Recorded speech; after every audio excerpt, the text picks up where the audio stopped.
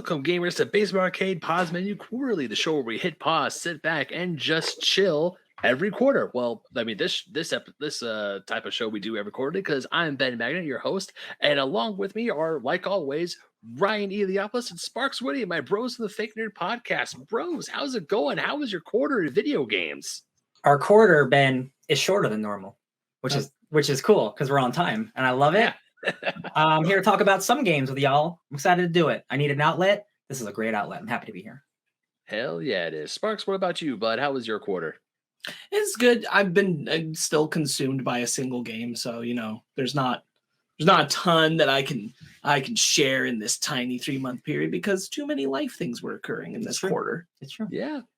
A lot of life things were happening. Hell, even in mine, at the very tail end of the quarter, life things were going on. But holy crap, we made it through a first quarter of 2023, and some doozies already came out, and so we got some pretty big releases already.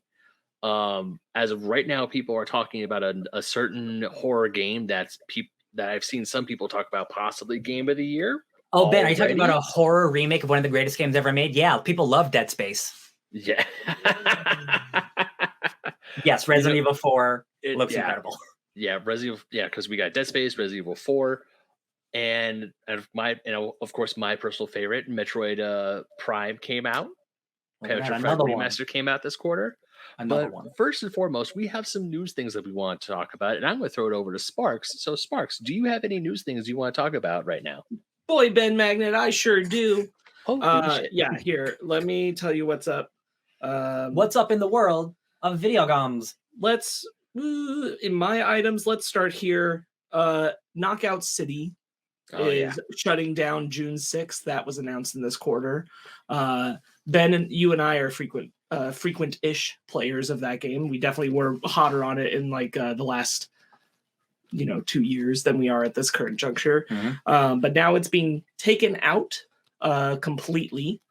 They have said that they want to find a way to kind of utilize what they found worked about the game into some other game in the future. But basically this is another where we've talked about before, games that try to model themselves on the Fortnite model. It's not sustainable unless you have the marketability that Fortnite has. Mm-hmm. And just a small amount of games will ever be able to do what Fortnite's doing. Yeah. Mm-hmm. Not every game is going to be able to do it. It's just not going to happen. And so any game that's chasing that, they have to really be able to maintain that audience. One game that we don't play as often as that I wish we did, that is actually really good about it, it's Dead by Daylight. That is basically the horror Fortnite, because that game gets everybody. And that game is still popular 6 years later at this point. It's still one of the biggest streamed games of all time. Yeah, that's true. Yeah. I think part of the reason that I think Knockout City was done in by its need to feed the machine. Mm-hmm. Constantly having to push out season passes, looking at that, saying we're creating this content, but we're not making the revenue because people aren't getting the season passes that we want them to get and that kind of thing. And I think they shot themselves in the foot. I think Knockout City could have sustained better as a game that just kind of listed on with the content that it had for a while, and people who were playing it were loyal and streaming. They wouldn't necessarily be raking money in off the game, but the game would be there. And then later on come in with a whole new update to the system, and that bring everybody back in. But something they spent a longer period of time making things for, rather than making small things frequently. Yeah. I also think we've talked about this off screen, but I also think the way that game just handled its multiplayer was really weird. But it's some weeks you couldn't even play with your friends because they only allowed for 3 people or instead of 4 people. 100%. Changing the type of ways you can play weekly does not encourage people to come back when they don't know what they're going to get, especially if you team up with 4 people, right, and then when your friends can't even play, which is what happened with us. So the problem would be that you could not play against other people online, even though the modes existed. I just want to be clear. Yeah. You could play with friends, but you would have to play in private matches, and you'd only be playing against each other. And that's not what I want to do. Right, exactly. You want to do the rank game, and importantly, what I'm getting to is those ranks are how you move through the season pass. And if you can't do rank play with all of your friends who want to play the game with you every single day that you log in, if that's not an option, that also, I agree with you. I always thought that was I like that game, but that was always a boneheaded move. I never understood. Because there should always have been a 4-player option available that never should have gone to only 3 players. It happened more than once in our friend group. And I'm just this is what kills a game like this. Yeah. It's like, oh, sorry, homie, you can't join us tonight. Like who? Yeah. Like could you imagine if Fortnite did that? Or like, oh, only 3 people this week. Like, no, they allow you to do anything in that game. Right. It's true. Absolutely. I think that was a big factor of what damaged Knockout City. I think it's a big factor of what took a lot of the wind out of its sails from its release, is like this idea that, you know, there's a 4-player, there is a 6-player style game for playing against other people. So, and like, you know, having 6v6, and that exists. Yeah. Knockout City has that. Those should always, even if they're only one type of mode, because they usually are, especially the 6v6, like there's one type of mode for 6v6, but it should always be available. Yeah. If you have 5 of your friends who want to get on with you, you always should have been able to do that. It's true. That was an absolutely boneheaded move. I wanna get your opinion on this, Ben, but first I want to say, like, variety is the spice of life. Like, again, like I, not to compare it to Fortnite, but like in the terms of live service, like, again, that is the gold standard. You look at the amount of things you can do in Fortnite. Again, that's a $1 billion company versus a small like game. But I'm just saying, like, they allow you to do whatever you want in Fortnite. Like, and like you don't even have to play the main mode. Like, the fact that you can't even. I just thought like they could have done so much more. I think the gameplay of Knockout City is really good. Like, I love that gameplay, but like, I didn't feel like any of the modes were really that different enough anyway. And like, there's cool bomb stuff, but like, it didn't continue its momentum enough for me, especially as like a live service game, to be like, oh, like I don't feel like I need to come back every week, you know? Like, especially because again, this game didn't have to be like that. It could have just been a multiplayer game, right? But you know, they probably had business. Well, that's because notably, real quick, just like that's when they got bought by Epic. Oh. When they got bought by Epic, it transfers over, becomes the Fortnite model. Yeah. Okay. Good point. Okay. Yeah. I was gonna talk about something. We've talked about how games like Knockout City need a certain special sauce, the special sauce that Fortnite has, and they obviously didn't have it. But at the same time, I mean, yes, I want to say it was, what was the studio that ran Knockout? Not published it, that developed it. Does anyone remember? I want to say it starts with a V, but EA was the publisher, and we know EA has billions upon billions of dollars stacked up. So I feel that this is also partially on EA, because if they had a decent, because EA essentially didn't feed the machine. They didn't really put up enough money into Knockout City themselves. But I do want to agree with Sparks about how having limited player numbers or limited modes really did hurt the game. Velen, Velen Studios. I feel that if EA put more money and help invest in Velen to keep to try bring more stuff into the game, we probably could have a decent Fortnite contender on our hands. Because I love what Knockout City was. You at first, when you say, "Hey, it's a dodgeball video game," at first you're like, "A dodgeball video game," and then you start playing, and you go, "Oh shit, this is actually really fun. It's really intuitive." But just the limited number of modes, and what really kind of hurts it is that when they did introduce the new modes, the new styles of play, like the superhero thing, or even basketball, where you knock someone out, but you have to throw them through a hoop. That was really fun. A friend of the show and co-host the Fake Nerd podcast with the 3 of us, Brandon, that was his favorite mode, but it was only available for certain times and it was gone. Whereas you look at Fortnite, it's like, hey, we're going to introduce no build mode for 1 week and see how people like it. People obviously like it. It's like, cool, it's added. Not taking over the space of anything else, not here for a limited time. You want to play no build mode? You can. You want to build? You can. Yeah. Whereas with Knockout, it's just like, hey, what's going to happen this week? We don't know. And that is a double-edged sword for games like this, because while it does introduce new styles of play, it says, oh, it brings gamers like, hey, I really like this. I don't really like this. It's a good litmus test for the developers and for the companies to be like, okay, we know what works and what doesn't. Mm-hmm. But the thing that shot them in the foot is when they took all those modes away. As someone who does play Fortnite, I mean, not on a regular basis, but does play Fortnite a decent amount of time, I would say that if Velen decided to keep certain modes that a lot of fans liked on social media, they probably would still be around. And also one of the things about Fortnite, not Fortnite, Knockout City, that I feel also kind of dug the grave in is, especially for someone like me, I didn't gravitate towards the game unless I was for sure playing with either Brandon or Sparks or someone else. Mm-hmm. Unlike with Fortnite, if I want to, if I'm sitting on my couch, I come home from work, I want to play a video game, but I don't want to get too story heavy. I don't want to be up for X amount of hours, well into the wee hours of the morning. I could play 3 or 4 rounds of Fortnite and call it a night. Mhm. Whereas with Knockout City, I never felt like I wanted to do that. I was like, I wasn't drawn to the game to play it by myself. Whereas Fortnite, I was. I Mhm. mean, that also helps because Fortnite, you have a 1 versus 100, you have your teams. But on KO City, I felt there was just too much of a crapshoot because you're always in a team setting no matter what. There wasn't like a one versus like X5, like it wasn't like a 5 person round or a 6 person round where it was every man for themselves. Yeah, yeah. You were always on a team, and it was kind of like Rocket League, but once again, Rocket League, that's a little bit different because I don't know what the special sauce is about Rocket League because that's still a thing. That game's incredible. That game is, yeah. Yeah. But with KO City, I just felt like there wasn't really. I don't want to say incentive because I never really bought the battle pass, but it was just one of those games where if I come home from work and I have like say an hour to play a video game and I just don't want to do something that doesn't involve story, that doesn't involve a lot of strategic thinking, it's like, do I play Fortnite and go pew pew pew, or do I play Knockout City and just go bonk? I'm gonna go to Fortnite every single time. Yeah. Unless It someone is calls more. me up and says, "Hey, do you want to play KO City?" I'll be playing KO City instead. Yeah, yeah. Well, the thing is, like, while Fortnite is, it is, you can't have teams. Like, you can totally play the game solo. Like, Knockout City is like that is a team competitive game. Like, I don't want to Mhm. play. I never want to play that game with random people Mhm. because you Yeah. have like if you want to win, if you want to be good in that game, like, sure, if you're just starting out playing with like completely brand new random people, sure, you can do like random matchmaking. But like, if you want to get good and like playing with random people is just not gonna. You need team cooperation. And like when we did play together, communication's so vital. And I know I don't talk on a mic to random people. I'm never gonna talk to random people. That's just who I am.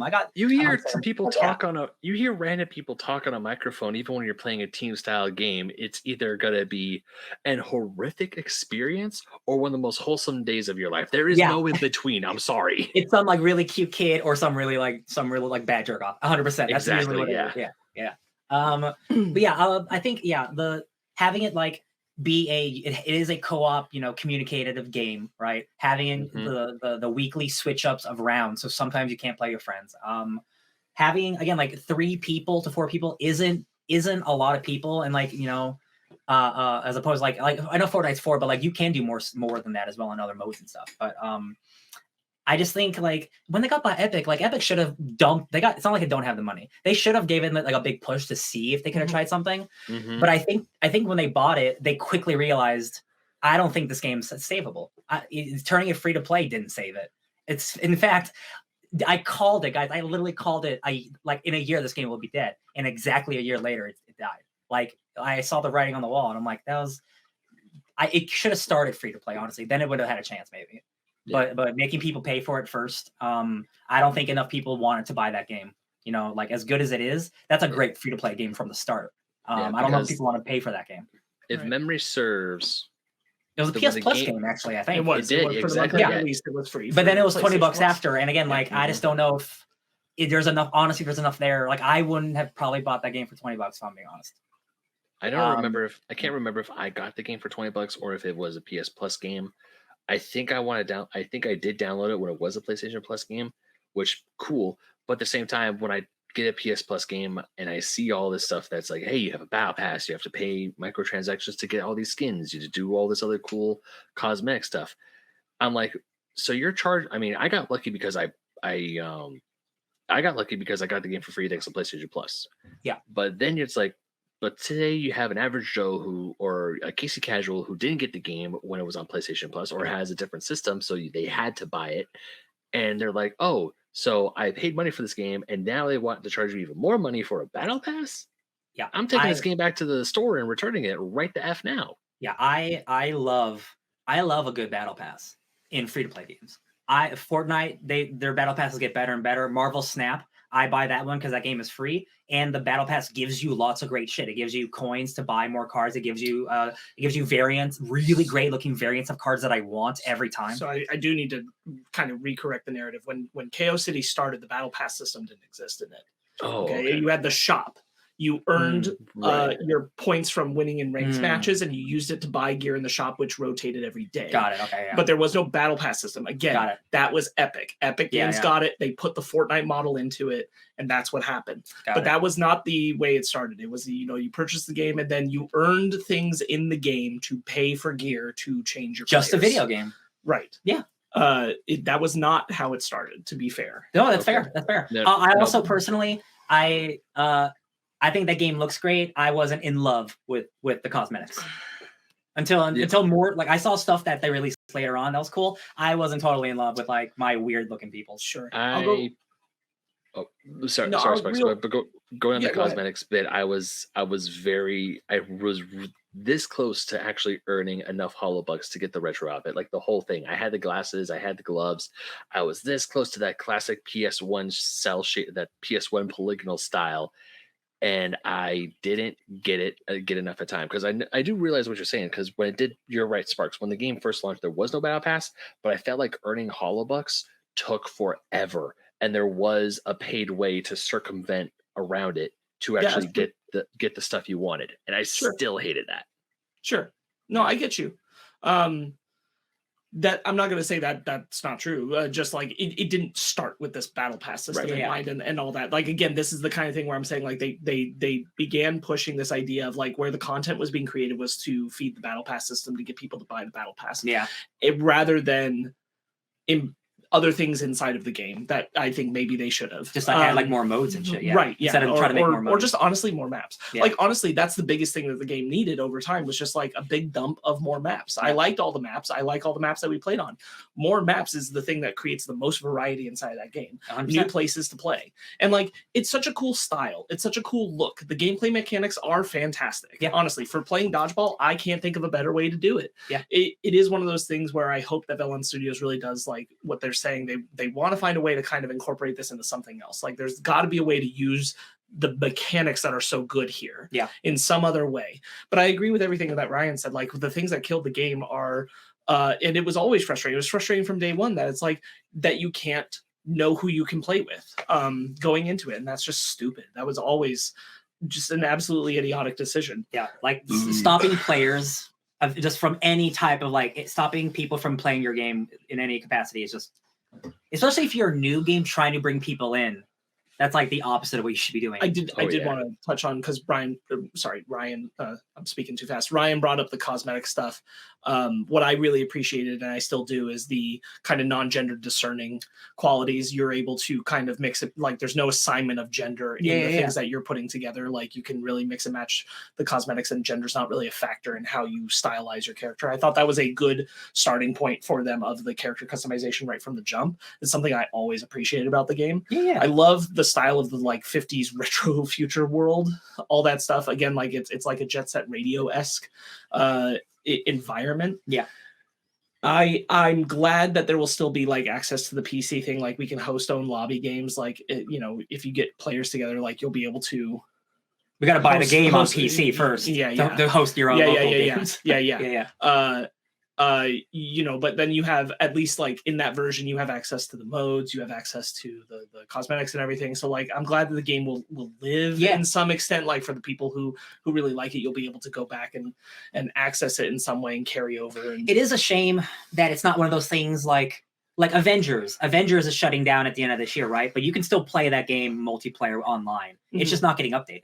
Like it's a shame that like they can't even like, hey, we'll pay $5 a month to host a server, so like the 7 people who still play that game can play it online. Right. Like that is kind of a shitty thing that more companies are doing because they're like, well, we don't really care about our customers, honestly. Who cares if it's an extra $5? We want to save that $5 for our billion-dollar company. That is kind of a bummer. So real quick in the last bit of the news on this, because by the time we come back for another quarterly, this game will be gone. Knockout City is doing kind of a farewell tour. All their modes are coming back out. Everything's coming back out. You can access everything without having to spend money on it. You can just access things. So welcome to everything that was ever there. I will say that I know, Brandon's already pitched to me, and we will do some Basement Arcade recordings. That'll come out at some point, but we're going to play the game before it's gone, and then you'll see recordings of whatever we put together and had fun doing with Ben, with our friends Marty and Pi of the podcast. I did want to touch on in relation to this news. This happened the same week, which is why I put it in here. Rumbleverse. Yeah, I played that game. And Apex Legends Mobile. Yep. Also live service games also shutting down. I do think we're kind of seeing the beginning of the end of this, like the realization, I think, from game companies, at least I'm hoping, that you can't all be Fortnite. Yeah. Not every game can be Fortnite, and you should not all strive to copy that model anymore, because I think that also was its detriment. Like whatever future it had to plan for, once Epic Games put the Fortnite model on it, and Epic Games did this to Fall Guys too. Remember that Fall Guys also no battle pass system, went to Epic Games, battle pass system. But again, copy the same thing. That game is doing big money. Yes, that game is so much more successful. No, absolutely. Free to play. I am not disputing. Yeah. That's a perfect. That is even more than Fortnite. That is the perfect free to play game. Yeah. Just the amount of people who can play it at once. All your friends. You can host your own lobby with like 100 friends. They didn't start that way, but I'm glad they added it. But like the fact we can do that now, like if we had 100 people, we could. That is insane. No, that's my jam, and like I truly miss playing Fall Guys with people too. That's something I'd like to go back to, but like that is one where it's been successful. But I think the shoving of this battle pass model onto these games is not necessarily the right reaction or way to go. I think that it would have been better if around that time when Epic Games bought it, which was about halfway into its life cycle at this point, they had reassessed like what is valuable about Chaos City, what is working, what should we accentuate, and what should we pull back on. Real quick on Rumbleverse, that was a wrestling battle royale. I played a couple matches. It was really cool, and it only had 6 months. Yeah, and it was really, really cool. Like it like wasn't totally my jam, but it was really original and it was good. It is a good product. It just wasn't what I wanted to play. But yeah, I think it was just like it needed more. It needed to make way more money for what it was trying to offer. Exactly. So part of the problem is that once you set up that live service model, you set a profit expectation that the company is going to look at it, what they're expecting it to make, and that measurement is measured against things. It's like measured in battle pass subscribers. Yeah, and it's just not the way I want most games to be made. Yeah. Apex Legends Mobile, it is slightly different because Apex Legends is a incredibly profitable, huge game. I just don't think it was making enough money, so they canceled it. It. Not so much as like I just don't think they wanted to support it because like it's just we don't have enough player base and we already have a better version of that game already. They wanted to try like Call of Duty has a mobile game. Like every game is trying to do a mobile version, and most of them suck, to be honest. So that's just an experiment that didn't work. So I will kind of dovetail from this into one other news item that I definitely have that's more recent, but I do think like just talking about reassessing what is valuable about the game and what is not, especially in terms of like looking at your battle pass and everything is moving over to Multiversus. Closing down its open beta until next year, until January 2024 to think about what they're doing. That is we've all played a lot of video games in our time, and we've seen games have betas and then the games come out. I've never seen a game be in like closed beta and then open beta, and then like most people, like a lot of people, might assume that game was like out of beta. But it was still in beta the whole time. They were just kind of like they just weren't like loud about it. The big thing was like the transition from season 1 of open beta to season 2 of open beta, and everyone was like, I guess this is just how this game is now. I think that's at some point they'll say it's not open beta anymore. Not the case though. And as Multiversus, I thought this was the game, and as a lot of the Multiversus community has pointed out, they've been really unhappy with the lack of like update or news about what's been going on with the game ever since season 2 basically petered into its ending. Yeah. That game started really hot. That game still, like, even if it hasn't had as many updates as like whatever, like that game's incredible, right? It started so strong, and we were getting characters every couple weeks. It was less than a month per new character. And then slowly, we were getting less new stuff. We would get a character every few months. Ben, are you falling asleep, my guy? No. Okay. We would get like new maps, like, you know, the battle passes. I think the battle passes are good. You know, like I think they got great costumes and great, you know, like animations and great like things that you'd want, right? But the updates kept getting slower and slower and slower. The balance changes, people weren't happy with them.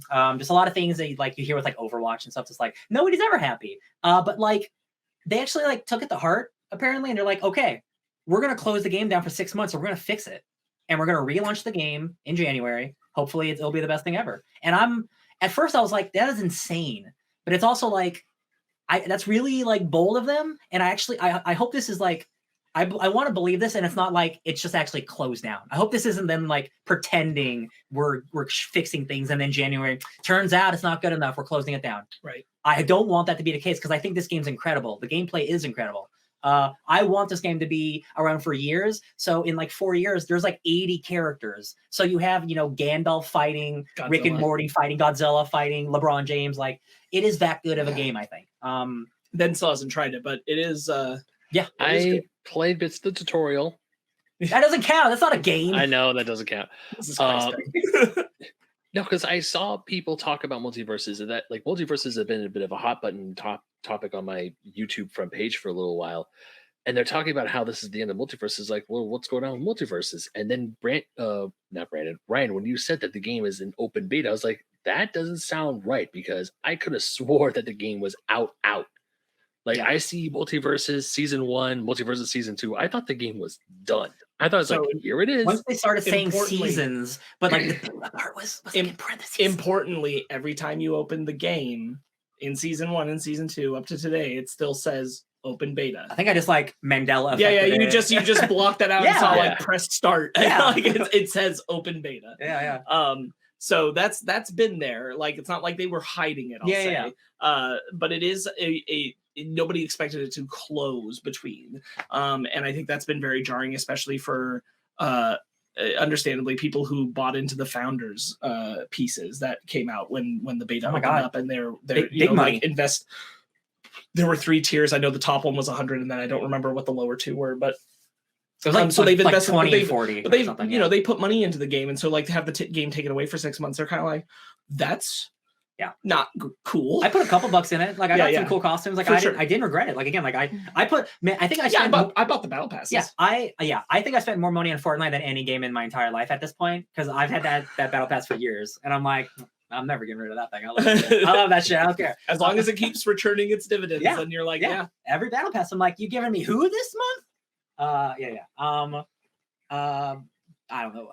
I just wanted to, like, it's a recent thing. It's kind of surprising. I'm in the same boat as you, where I'm like, I'm hoping that this is change for the better. I do think that there's an important, not necessarily that the battle system needs to go away, but people have said like the progression through the battle system is too stacked.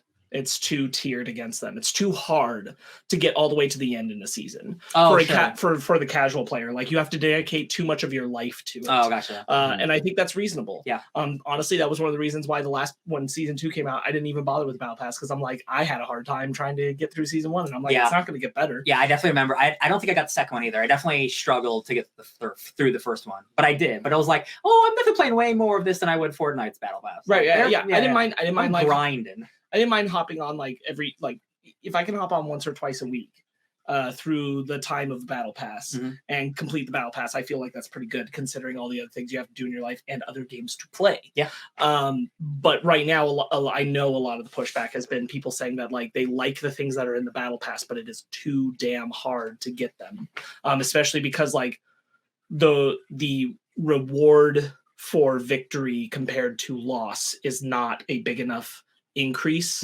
to feel like you are at least when you are winning, that you feel like you're really getting a jump into that achievement. It's like, you earned like 0.5 more instead of getting your full like jump ahead into that, like go a whole level up into that battle pass. And I think that's fair. I think that people are right to criticize, especially when these systems do exist. And again, like that's why I hold this in the conversation with Fortnite and stuff, is because these battle pass systems, when they exist, like Fortnite doesn't feel impossible to get through. Fortnite feels like it gives you a lot of quests that, like, if you focus and you know what you're doing, like you can knock out that thing that gets you like 20 experience and jumps you up. But it gives you a lot of variety and options, as you pointed out, for how to complete the battle pass and how to level up and where you can put your focus and the different things that they'll launch and different kind of quest lines that they'll launch throughout the thing.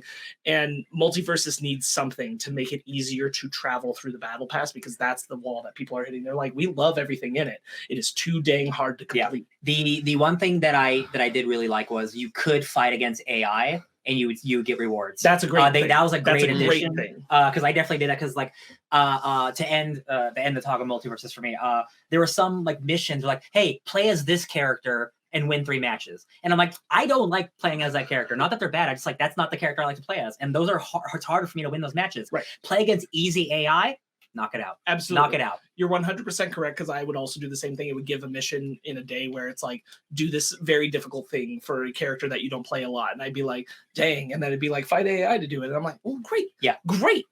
But again, the reward benefit didn't progress through the battle pass fast enough. Yep. So we'll see how that turns out. I've got more news items, but I want to turn it over to you guys. I banged out 2. I got 1. I only got really 1 because I'm sure you got the one that I was making a reference of. Oh, yeah. Okay, I got it too. Mine, I only got 1, and it is a PlayStation-related news topic. It was reported on February 1st of this year that the PlayStation Plus collection will soon cease to exist. Oh, yeah. So there are 19. If you want a PS5, there's currently something called the PlayStation Plus collection. If you have PlayStation Plus, of course, you got to pay that to play multiplayer games, because that's how every game system is these days. You get basically almost 20 free games that were on the PS4, and it is incentive of like, hey, here are 20 games, and a lot of them are upscaled or remastered for like look good on PS5 or whatever, right? These are 20 games. So like, if you buying games is hard, getting a PS5 is really hard. It used to be. Here's 20 games. Now that the PS5 is more available and like it's starting to sell a lot more, they're taking this away, and I just think it's really shitty, because it was so hard. Who was it hurting? Like, yeah, who hurt you, PlayStation? Right, yeah. Like, it took so long it took until this year for PlayStation to become widely available. Like almost 3 years now since that thing came out, and they're going to take it away. And like, it's just like, wow. So like, it's another like server thing. Like, oh, we want to save $5. Like, who cares? Like, let these people have their free games. Like, they are now just getting a PS5. Like, this year will be like the most PlayStation 5 sales of all, because people are finally be able to get them. And like, no, you can't get those free games at the other people because they worked harder than you to get a PlayStation 5. I just think it's shitty. It's just a little shitty thing. No, I agree. I think like another year or 2 before this deadline would have made sense. Let the system be out for like 5 years. Come on, like, who cares? You're giving like The Last of Us remastered from like 2014. You just released a part 1. Like, give them the remaster for free. Who gives a shit? Come on, it was a great reason to buy a PS5. Oh yeah, especially if you never had a PlayStation before or you missed the PS4, you get the PS5, and it's like, oh, I get all these essentially like these quintessential PS4 games on your PS5 for free. I do agree that it is shitty that they are closing the service, and funny that you mentioned that PS5s are now more available. I saw one in my Target a few weeks ago, and I'm like, in the wild? I've literally never seen one in the wild before. I saw one in the wild. It was crazy. That's exciting. Yeah, and even people like sellers at GameStop would have them. They were like, hey, they would have the box behind the counter, and people would walk in. It's like, wait, do you guys have stock? I was like, yeah, we have stock. We do. Which one do you want, physical or digital? Myth. I do agree that it is shitty, but at the exact same time, the writing was not the writing was on the wall, but but you knew it was going to happen eventually. I didn't. Why would I? mean, I felt like this was going to happen eventually, because you have all these games. People were getting PS5s. People do have PS5s, but I don't know. I do agree that it is shitty, but part of me felt like, yeah, I felt like it was going to happen eventually. Sure. I guess I just didn't, because like PlayStation, it's like, hey, like these are all part of the family games. Like, we want you to come to our family. And again, like, how many 2014 remastered Last of Us are they selling now when they've made another version of that game already? Right. Like, it just seems like there's no real good reason except we want to save a couple bucks. Because again, like, it's just being nice to your customers. It's just one thing where like, you didn't have to do this. Like, I mean, I think the thing that's crappy about it is because, like, honestly, it was a good model that I kind of wish. I don't know that Xbox really needs to do it, because Xbox has they got Game Pass. But it is a model that I felt like other things could learn from, because it's very much for like the new gamer, right? It's for if I were if I were 15 today and the PS5 was my first console, this is a bridge into gaming. Like, Ben, this is Nintendo Online with all the N64 and the NES. Right. What if tomorrow, Ben, all those games were gone? Would you be mad? I'd be very mad, yeah. Oh, well, Ben, I saw the writing on the wall. You see what I mean? That there's no reason that they should take them away. It's just because like they want to save money. Well, It's probably because they also want to drive. It's also probably a marketing tactic because they want to drive more people to the PlayStation Platinum tier or the premium tier for PS Plus. Yeah, that is actually a really good point. Because Ryan, like you just said, it's like, oh, this is like the N64 and technically no, because you only get the classic games, the classic PS1, the PS2 games in the premium tier. Whereas if you just had the base PlayStation Plus, here's the collection of a bunch of games from the previous generation, not Mhm. from 2 or 3 generations prior. Sure. So yeah, well, but It's still to- older games. but to though. counter it is that, older like, games. You're 100% correct. It is older games. But to counter that, even like putting it up against their platinum thing, like the platinum thing, you have to say subscribe to access the games unless you buy the games digitally. The PS Plus ones, they are part of They your are library as free. long as you have Yeah. PS Plus, which, Oh, as yeah. Ryan pointed out, people always do. So again, like I kind of look at this isn't. It's easy for us to kind of. Ryan's right to be like kind of like thinking this is shitty, but it's easy for us to kind of be like, well, it doesn't really affect us because we have it or we played them. It's not a huge deal. But again, Yeah. this was beneficial to the younger gamer or the new gamer, To the which new was one of the gamer. reasons that they did it was during the pandemic when people could get a PS5. They Yeah. wanted them to feel like they had a lot that they could offer them. Yeah. And there's no good reason. There is no good reason to take them away. The thing is, like, they don't need incentive for you to buy a PlayStation 5 anymore. Like when they were hard to get, this was a reason you wanted to get a PlayStation 5. Why wouldn't they want you to play God of War for free so that you would go out and buy Ragnarok still? If you Again, haven't already. yeah. Like, why wouldn't they want that? It's a great marketing tactic. And again, like getting Bloodborne for free, like that game, Ooh. every one of those games on there, like Battlefield 1, like a racing game, all those games are already million sellers. They're not going to sell more millions of God of War. That game's already sold millions of copies. I also The sequel's out. I would have to double check, and maybe you know the answer to this, but if you got the PS Plus copy, I think you still, once it was done later, or some of them had it to begin with, you have to pay for the PS5 upgrade. It's not a big fee. Yeah. It's like a $10 fee. Some game PlayStation's shitty about that. It depends on the developer themselves, Sure. basically. Yeah. Okay, so I had to do that with Final Fantasy 7 Integrate. right, Yeah. so like depending on what it is, you might have to pay for the PS5 upgrade. So like there's still room for them to profit off some of these at least. Like Yeah. it's just a dick move that they didn't need to pull. But you know, it's a very Nintendo move. I'll say that. It's a very Nintendo move. I'm Yeah. kind of surprised from Sony. It's just funny to me that like this is gonna like, hey, like June 1st, that's not gonna happen. Like May 31st, like what if somebody buys like a PlayStation and like, cool, I'm gonna download some games tomorrow, and then the next day, those are 20 games that they're not gonna be able to download for free that millions of other people got to. And I'm like, why not just have it open? Why not just have it be a, hey, here's some old games to welcome to the PlayStation family. Here's some of our catalog. Again, I think it is similar to Nintendo's of like, hey, welcome to the Switch. Did you ever play the original Super Mario? Well, now you can. Thanks for doing the Nintendo subscription. Thank you. And I'm like, it's just a little thing. Again, like it's not gonna like ruin PlayStation or anything. Like they got those millions of subscriptions already. Yeah. But I just think it was like Yeah. just a little petty. No, You I didn't get have you. to. I get you. You know, let those people play Bloodborne. Ben, you got some news? Well, the news that I want to talk about happened 4 days ago. Oh, You guys did it? know what happened after years. Now, this one really did. The writing was on the wall. The Nintendo Switch eShops for Wii U and 3DS are closed and done. And you were talking about E3, weren't you? I keep getting these predictions wrong. Yeah, no. We'll get to I mean, E3. yeah, we'll get to that. Don't worry, because holy shit, I cannot believe that happened. But yeah, actually, no, I can't believe that I happened. was, gonna say, Yeah, I was gonna of say. all the things you have writing on the wall, the thing that hasn't had a conference in years. That was like the And most obvious one. So yeah, the Nintendo 3DS and Wii U eShops closed on Monday, the 27th. Yep. And so now that's it. Essentially, the 3DS is completely discontinued. We knew it was discontinued years ago. I want to say 2 years after the Switch came out. You had your chance, and it's gone. It's done for. However, that did not stop one certain YouTuber to download and buy every single eShop game on the Wii U and 3DS. Gerard, the completionist Khalil, bought every single one, spent 22 grand and about 4 to 5 terabytes of data to download every single one of those games. There's a video of it up on YouTube. You can go check it out right now. And just the process of him buying those games, I would have given up, to be perfectly honest. If I had 22 grand to spend, the way Nintendo does things, and you don't really necessarily think about it, especially because I've obviously bought games on my 3DS, I buy games on my Switch. I don't really think about how many games can fit on one console. Obviously, they can't fit everything on a single console. Memory has limits. Your CPU has limits. But the fact that even Nintendo, like especially on the highest advanced version of the 3DS that you can get, they only allow 300 blocks, meaning 300 games. Like, and when I say blocks, I mean blocks on your home screen on the bottom screen. And the hoops they have to jump through, the constant resetting and not rebuying, but resetting and redoing, the process itself was insane.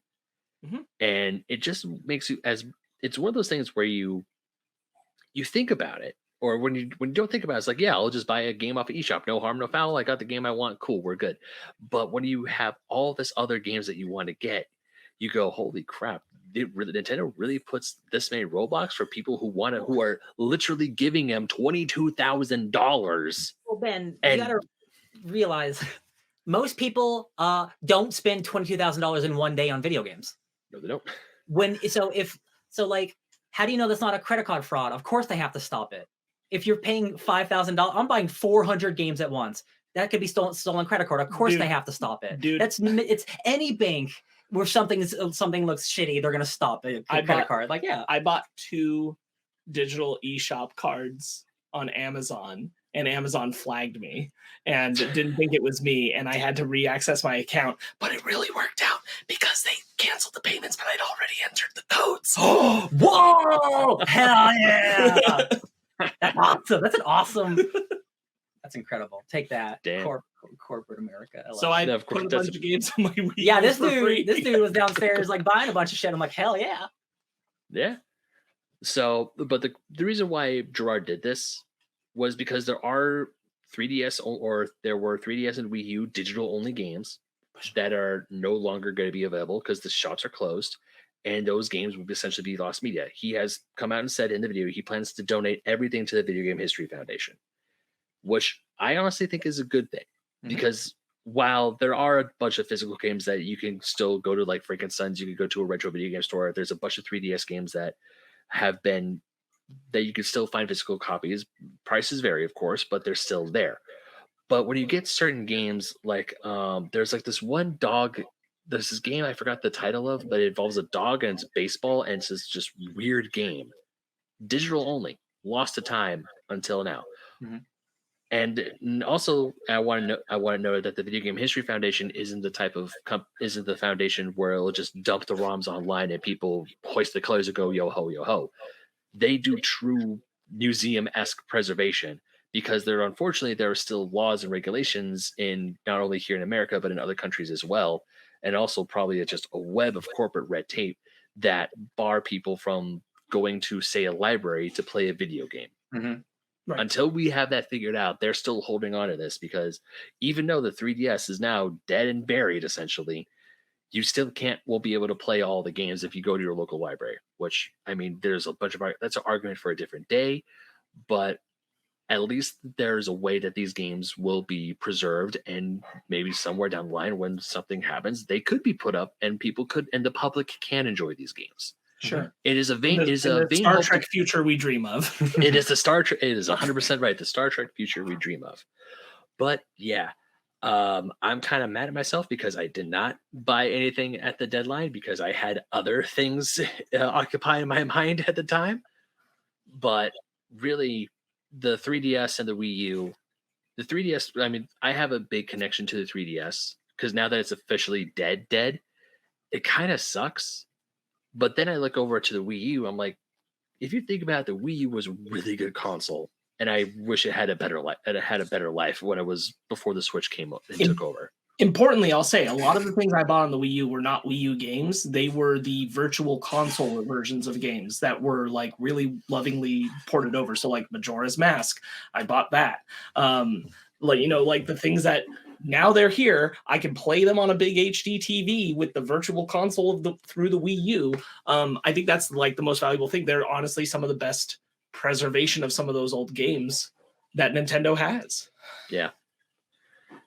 So pretty much that was one of my big news points was that the Wii U and 3DS eShops are gone. And of course, we all know that famous meme when Nintendo first announced this thing that they weren't planning to release their legacy content anywhere else, and people threw a fit. Rightly so, because Nintendo, there are times where they're like, hey, they move 2 steps forward, but then move like 3 or 4 steps back. Because it's like, hey, we're gonna do some good things, and then nope, and nope.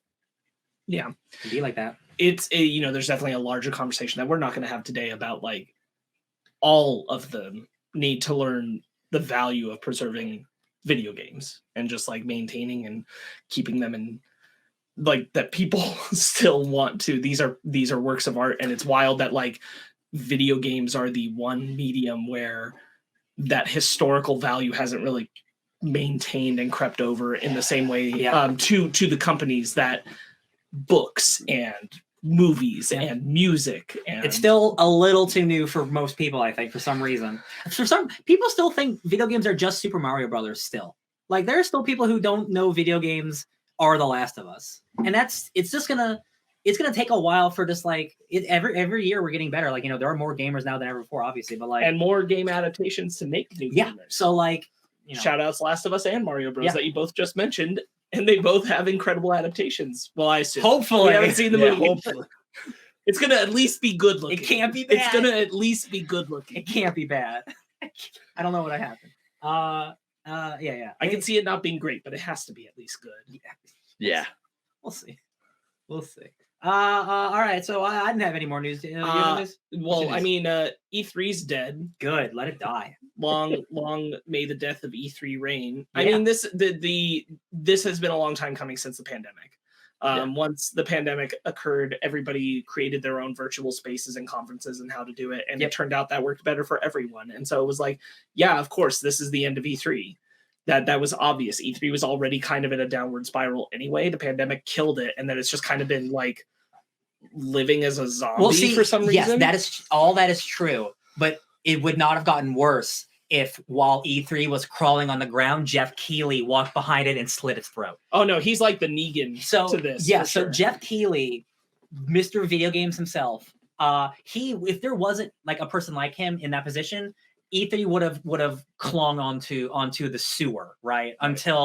But now that we have Mr. Video Games and we have Summer Games Fest, which is basically E3, we have the Game Awards, which is like, we get so many game announcements and we get to recognize and celebrate video games, not in a shitty hokey way, in a real way where like it's like loving, and it's like the Oscars for video games, and there's video game announcements. So like, yeah, like Spark said, every company has their own conference. E3, it's expensive. It costs a lot of money to have showroom floor. Killing E3 has killed, I think, at least done a major blow to we need to announce a game even if it's 6 or 7 years out. Yeah. I think that's truly going to pass now. Yeah. Because you don't need to. You have your own markets for where you can say whatever you want when you want. Yeah. You don't need to live and own the conversation of E3 because it doesn't matter anymore. And a lot of video game developers, they love E3 because they're excited about video games and stuff. But being a big presenter of a video game at E3 is horrifying because you need a vertical slice of a video game. And for people who are listening and don't know what that is when you watch a demo, of a video game on screen, right? It's not like a movie where you film a scene and then you can show that scene. That's not how video games work. Video games take years until they're even like, oh, this is a thing that looks like it could be good. Because there are potentially hundreds, if thousands, working on a big game of different people working on different things that are slowly coming together. So video games don't look good until right before they come out. When you hear a game goes gold, they're like, we got it. Wow, we got a video game. Holy shit. That's why games take so long, because there's so many variables. Right. I had a good point. I just lost it. Dang. You're talking about how E3 needs the vertical. Yes, thank you. To make a vertical slice, you have to stop production of your game and you have to make basically a 5-minute game on its own. Right. Because of how all the different circuitries of how, like when you're playing a story game, beats happen, like stuff has to happen. You have to stop what you're doing of making the whole game and make a tiny version of that game for 5 minutes. And that takes months of your life for E3. So I've heard horror stories of like, we hate going to E3 because that takes 6 months of our production time to show what our game won't even actually look like. Right. It's I'm so glad E3's gone. Right, because it's all that pressure of the deadline and the timetable that E3 mandated and demanded of these companies, and Jeff Keighley took that personally, and so he destroyed it. Yeah, stabbed it in the back. He's like, yo, I'm gonna let people come and talk about what they want. If they have something cool, if not, just make an announcement. No pressure. I love it. I will not lie. back when I mean, this is back when I was younger, and I'm talking like PS2, like PS2 days, like when the announcement for the PS3, the Xbox 360, the Wii.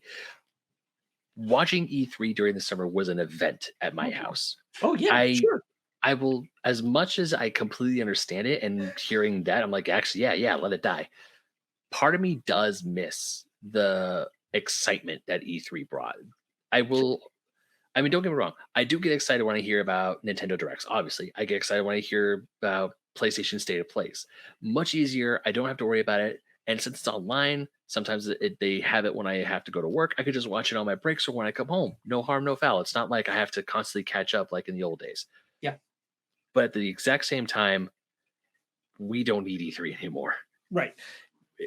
To your point, Ben, like there was something fun about, like being in not even what you're talking about, but just like 2013, 2014, being at home and having Comic-Con at home where you could just pull up YouTube and you'd have your E3 channel just running. And so see the big trailers, you'd have different interviews coming on, all these kinds of things. G4, the TV show, they were the first people to have like E3 coverage. Before IGN, like that, I watched G4 every single year for E3. Right, that was us too. Like every summer, my brother and I, we were like, "Oh my god, what's gonna be showing at E3?" I remember seeing the first trailer for Final Fantasy VII Advent Children at E3. I remember seeing the PlayStation demo, which was Final Fantasy VII. I remember seeing when they not only did when they did footage at E3, but they also went to the Tokyo Game Show, seeing footage of Kingdom Hearts 2. Being played, not just the trailer, a playable demo of Kingdom Hearts 2 on the showroom floor. I would have murdered to be at that show. And now that I'm older and I don't know if I told you guys this, I'm pretty sure I did. I tried to get press badges for E3 in 2019 because I figured, F it, I want to give it a shot. Didn't get them because I wanted to be on the floor playing these games. I want to be there experiencing what E3 was, because for years as a kid, and even when I was adult, I would say like even 2011 and 2012. Well, I was watching E3 until it was canceled. Yeah. I was always looking forward to what the news out of E3 was going to be. I was always sitting there going, one day I'm going to get there. And then they said, hey, we're going to open it to the public. I'm like, oh, cool. And then I heard that was a total wash. Yeah. And now that it's dead, it's like, you know what? Yeah, I don't need it. But the thing is, like, that was all fun. It was great to do that. Of course, we all wanted to check in on it because we wanted to know what was going on in video games. I would take the systems that we have now of where they're able to control the narrative and what they want to say and what they actually want to put out on their timetable, and the developers not being strained. They're not obligated. It's not an obligation to go to E3. Over the bullshit demanding deadlines that E3 forced the entire industry to adhere to. Yeah. Like the E3 stamp of approval kind of bullshit. It was time to move away from it. It's been time to move away from it. I'm glad it's going. I so much prefer, I really do, because like I still like when God of War Ragnarok was announced at, I think at like the Game Awards or something, or was it wasn't E3, right? I think it was Game Awards. It was like Summer Games Fest. Summer Games Fest, yeah. But like I would get just as excited for that as if it was happening to E3. So like E3 is centralized in the middle of summer. So every game developer has to wait until the summer to announce things instead of just announcing it whenever they want throughout the entire year. So we can be excited throughout the entire year like we do now. Right. Because we get game announcements every day. We don't have to wait for 1 week in the middle of summer. And smaller games get a lot more attention now because they're not all being thrown into the same pool and soup with everything else. Now things get to sit in their spotlights. Yeah. I would definitely say Nintendo's model of doing about 3 or 4 directs a year is a really good model. Yeah. Or the State of Play. Same deal. Oh, yeah, like, State of Play too, yeah. PlayStation State of Play, like everything comes out in a timely manner. I like what we see most of the time. It's nice to get it updated the way that it is. Yeah. Mm-hmm. And I don't feel like we're owed being told when things are coming. So I'm glad that we're probably never going to see another Beyond Good and Evil 2 situation like the one that happened at E3. Like that'll never happen. They say that game's coming out. But like that was so many years ago. That was like 6 years ago. That happens because of the E3 machine. There's no way they would have told us about that game in this current way of doing things. There's no way we would have heard about that game that long ago. That's true. I would argue Metroid Prime 4 because that was also announced at E3. Sure. But they don't call it the E3 Nintendo Direct, but during like the E3 Direct, big air The quotes. Summer Direct, yeah. Yeah, the Summer Direct. When they announced Metroid Dread, they did say we're working on 4. It's coming, but here's Dread. Yeah, but that's all they needed to say. Like, hey, we're working on it. We're not going to tell Mhm. you when because like we don't want you to get mad about it. Right. Well, Emma just disconnected the camera. That's Give us one okay. moment. You can hear Emma. us still. Yeah, I can still hear you guys. You can continue to talk while I fix it. But yeah, will I miss E3? I will miss E3 for what E3 was. Because I don't know if you guys know like how E3 came about. It was essentially Sega, Nintendo, Sony. They would always go to the consumer electronics shows because before E3 that was the big thing. Like Nintendo would go to CES in Chicago and Las Vegas, and then they're like, no, video games are now a really, really big thing. Let's make our own show, which is how they got E3 out of it. And I will agree. I will miss what E3 was. Part of me will miss the pomp and circumstance of it, but Yeah. at the same time, I don't have to wait till the summer to find out what good games are. I can just wait till a random Nintendo Direct in February. Cool. Then it's like cool. Maybe there will be a summer Direct, or maybe they'll skip it to the fall. Either way, I know there's stuff coming. I could guarantee you that if all the stuff from, correct me if I'm wrong, but Cult of the Lamb, was that an E3 announcement? That I definitely wanna say- feels. I'll look it up, but I want to not say sure. I'm going to say no. Well, with certain indie games, like, okay, here's a good indie game example, The Plucky Squire. If The Plucky Squire was announced only at E3, I probably would have missed it. Right. That's a great example. Because The Plucky Squire looks like an amazing game, but it was announced during the PlayStation State of Play. It was announced during Nintendo Directs. Nintendo also has Indie Directs. Also, another big one, Gamescom, which Right. is actually technically bigger Right. than E3, which happens in Germany. Mhm. Gamescom is huge. That won't go away. Yeah. Also, Magfest, Emma. PAX West, PAX East, and Emma's messing with the camera again.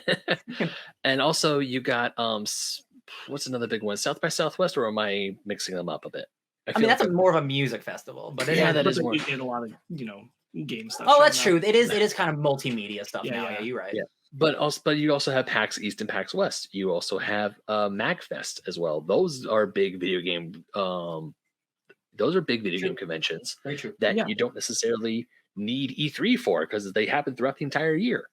Well, and importantly, E3 over time became more and more interested in running itself the same way that Comic-Con was as Comic-Con got more popular. But the difference is that Comic-Con can do that because movies don't take as long to make as video games.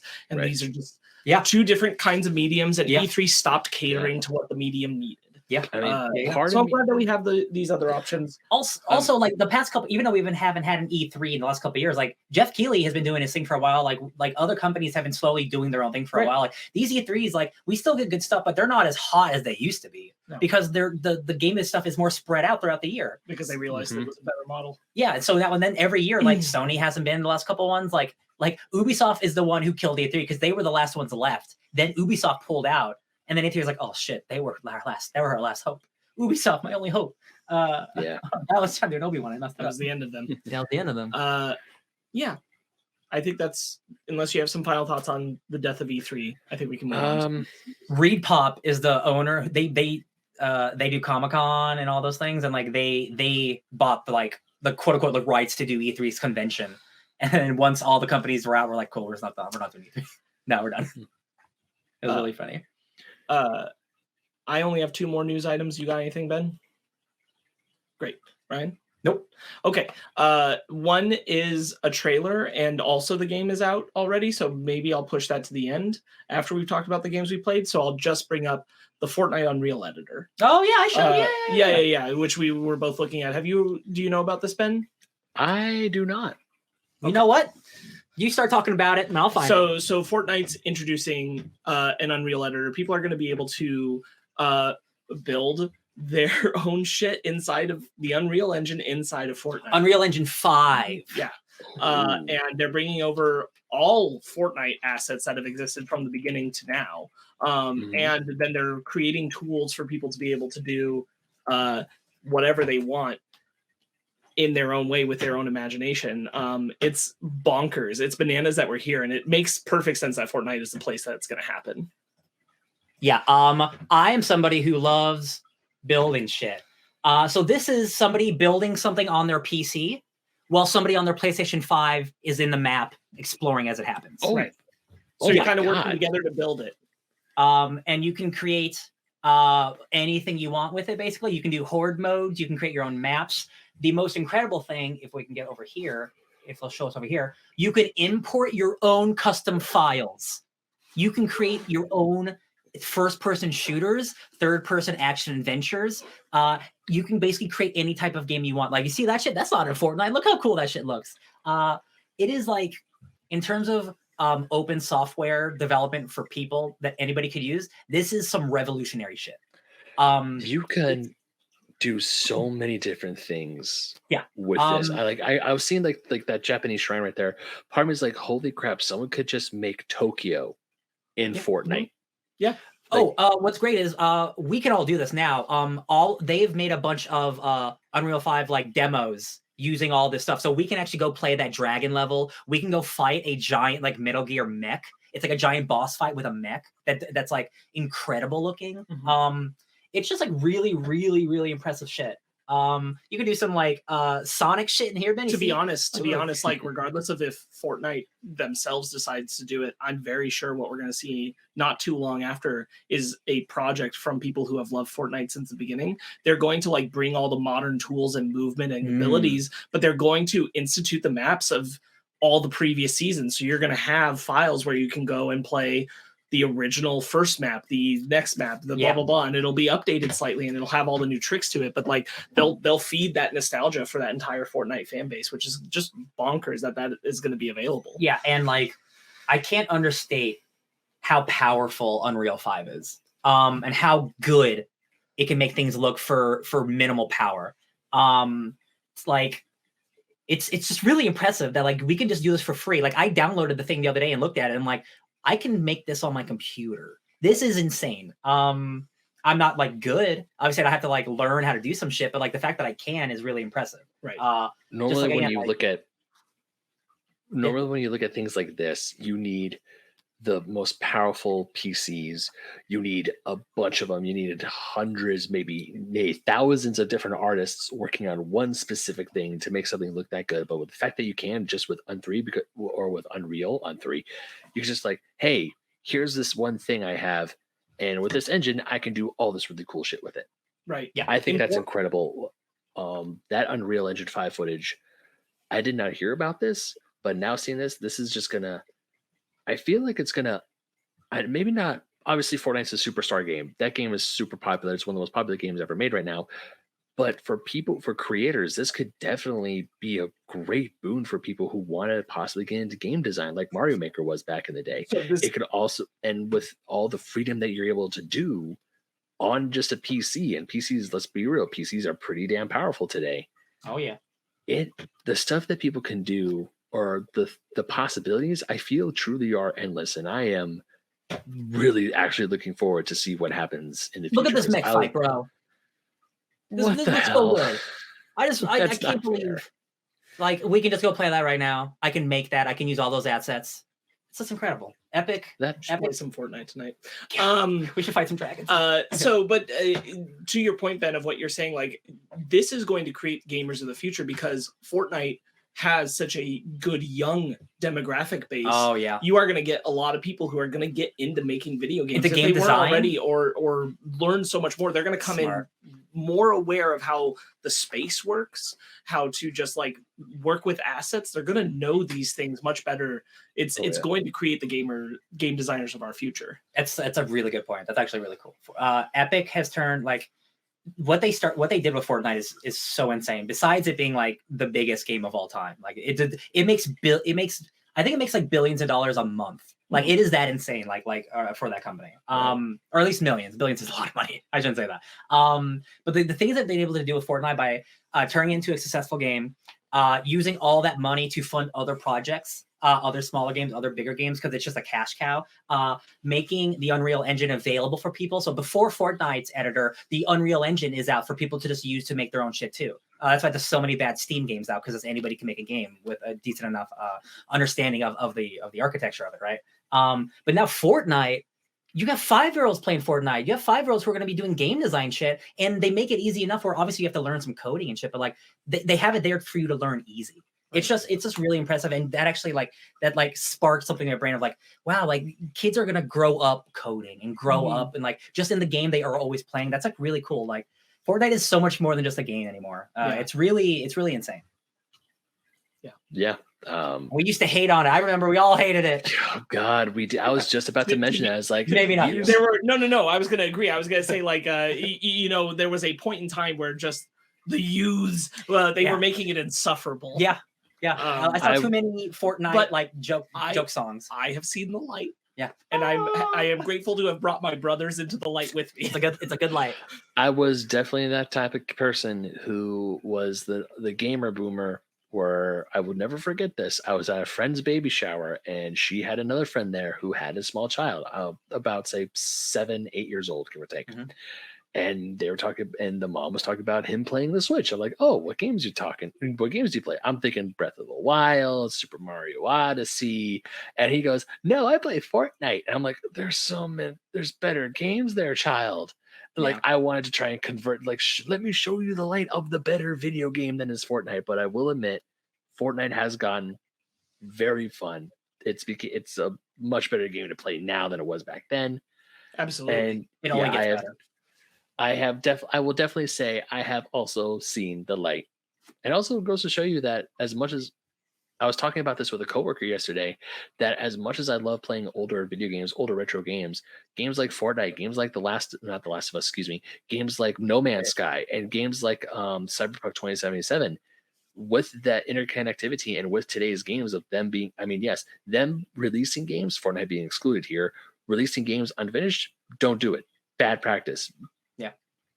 But unlike games back in the day, like there are cartridges that are on solid discs that you can't access via the internet, those games can be fixed. Those games can be improved upon. Like if Fortnite was still the same thing it was back when it first came out, I probably would still despise it. But now that it's just so different and there's more stuff to do in it, it's like, no, Fortnite, I have changed my mind on Fortnite. I'm willing to try Cyberpunk. I am willing to do all these games because I'm willing to try No Man's Sky. All these games have gotten better with time. Yeah. And are you willing to try The Last of Us? You are for Halloween, baby. It's downloaded. Is it downloaded? I don't know. Did you get it off the PS Plus collection? No, I got it when it was on not the PS Plus collection, but when they announced when they released it for PlayStation Plus, when I still had my PS4 years ago. Sure. Yeah, I got you. Downloaded that shit quick, and I haven't touched it. Well, there's a lot to be excited about in Fortnite, and I think with that, we're probably done with our news and can move into the games we've been playing. It's game time. Who's up first, Ryan? It is you, my friend Sparks. It's me. I've been playing a game that everybody finished a long time ago. Hold on. We are entering the trailer park now, my friends. Even though we kind of spoiled it with a Fortnite trailer earlier. Yeah. The first game that we're going to talk about is one that we kind of already talked about, but I want to hear your opinion, Sparks. What's that game? Yeah, it's God of War Ragnarok. I'm not done. I'm still not done.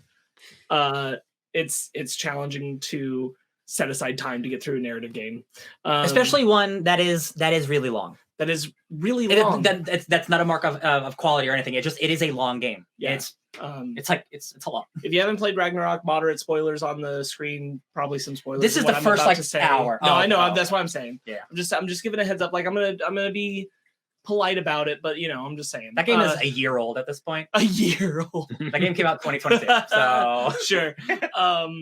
Yeah, I've only recently I killed some. Can I name him? Should I name him?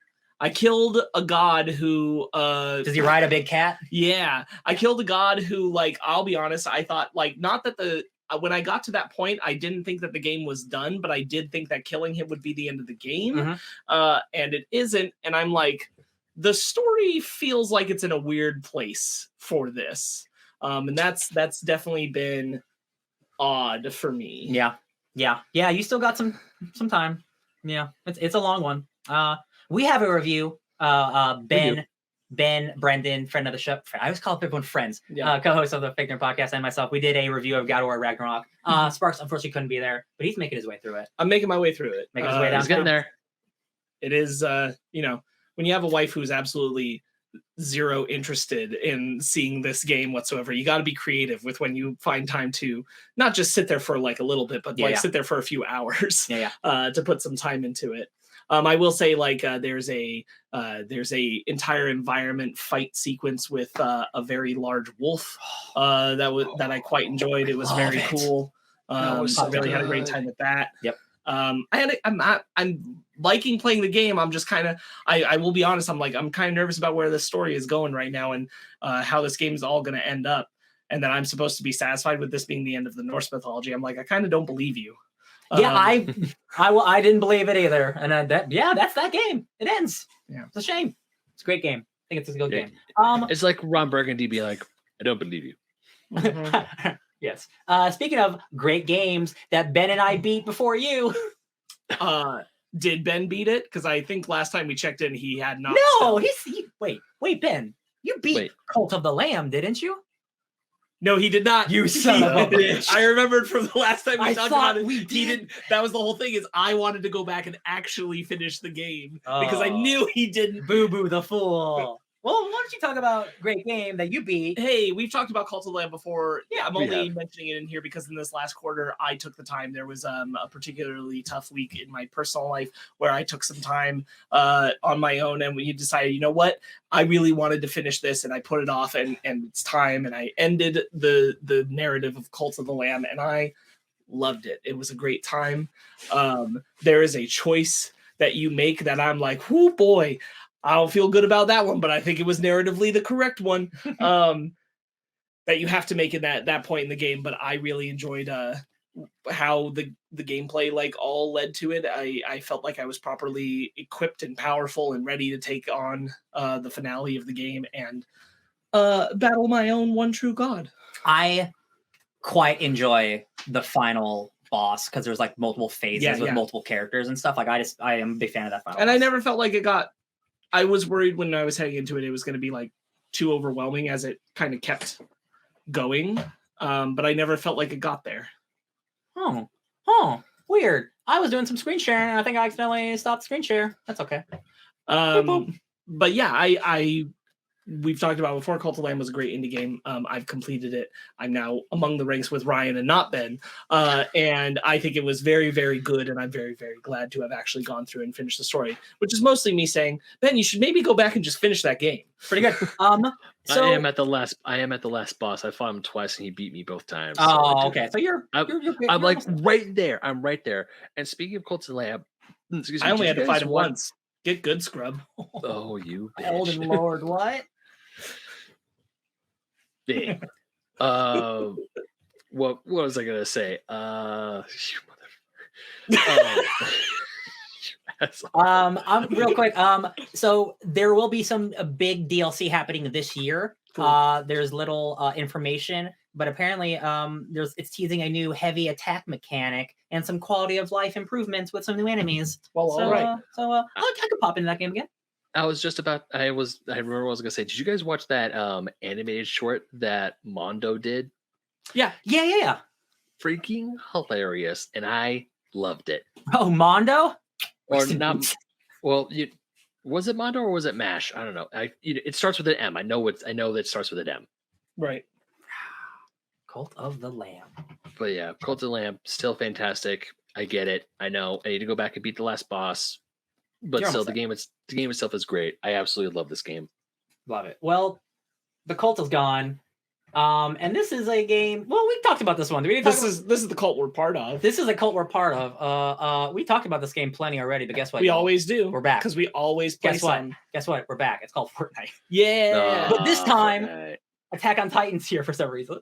and we've got a little cyberpunk in our map. We've got a cyberpunk in Rails City. You put your cyberpunk in my Fortnite. Yeah, your Fortnite in my cyberpunk. It's great. Oh, yeah. They got cool cyber cycles, cool grinding. Look how good this game looks. Jesus Christ. I can't believe this is a game that I love. I need to get back in. I mean, have you gotten in on this season yet? Not on the new one. Look at this cool guy. Look at this cool guy. This is good stuff. I enjoyed last season. I especially enjoyed at the end they were doing a bounty. Not a bounty. It was like a Capture the flag? No. You had to like go in and like complete assassination. So it wasn't quite bounties. It was like these assassination things because there were like gangs roaming around the map at the end of the last season, and you had to go in and like infiltrate them and then take them out, take out their leaders. The movement my was God. cool. Oh my And God. Fortnite is definitely great at movement, so it's going to be really cool when that mechanic is finally in this season. Bro, if there's a giant like colossal titan, I will freak out. I will That has to be say, the end of the It season, has to right? be the end of the season. I will say, I absolutely love the Neo Tokyo look, It's great. like the It's great. cyberpunk Tokyo look. When you go, we're talking about Attack on Titan, I was like, Attack on Titan's in it, but then you see Eren. I'm like, oh my God, they put Eren Yeager in the game. Hell yeah. Like what's really great about it is that, you know, Fortnite's just very good about like giving you something new and diverse like this city landscape, but it's not dominating the whole map. This is a portion of the map, and you still got like your classic-ish Fortnite locations. Snow, desert, forest. But I'm glad that like, you know, there is a decent sized pocket of this where it really changes what you're doing in the environment. Yeah. It's a lot of fun. I'm really digging what we've done so far this season. I look forward to doing more. Fortnite, guys, it's a great time. Have you heard of that? Need to play some more of it. Hell yeah. Oh, I see. So the next game we're gonna talk about, boy It's howdy. a board game. And you know what? I have not gotten bored. Oh my God, how do I pull this up? I have not gotten bored of playing this with you, my friend Sparks Witty. I'm so glad. Can I? Oh, this is so much easier. There we go. Windows share. Beautiful. Tell me about Marvel United and this incredible game that I want to play with you every day of my life. Yeah, so Marvel United's awesome. What it is it's a very simplistic board game that comes with a setup of you fighting as heroes against one villain. You can have up to 4 players, at least in the standard rule set, the basic core set. What you're seeing here on the screen, if you're seeing the screen, is a first core box set with the Avengers, where you can fight like Red Skull, Taskmaster, Ultron. You fight with a group of figures. There are very basic power sets. You basically have 3 move options, which are movement, rescuing, or punching. And it's all about strategizing how you do it and how you play it, and it's all filling out a storyline. So what's cool about this is that a lot of the strategy comes into not just how you play, but thinking about how your other players are going to play, because you're all working together against the villain. Team cooperation. So what'll happen then is that in the storyline, when you play a card, whatever's on your card, the same abilities will go to the next player as well. So they'll be able to do the same things on that card and whatever's on their card. And then it goes like that after that. So like your card will also feed to the next player. And it's just a lot of fun. There's a lot of deep cuts with some Marvel stuff, especially stuff that we haven't necessarily gotten in this house yet, but we will.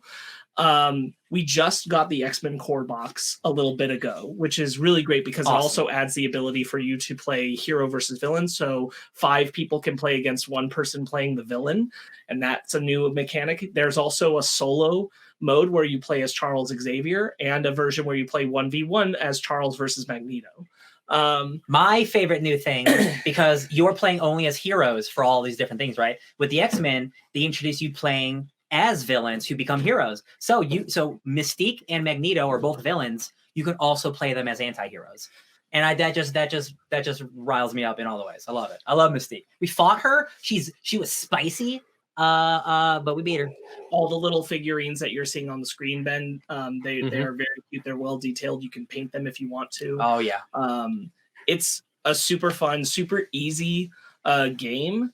Yeah. It's very simple to pick up.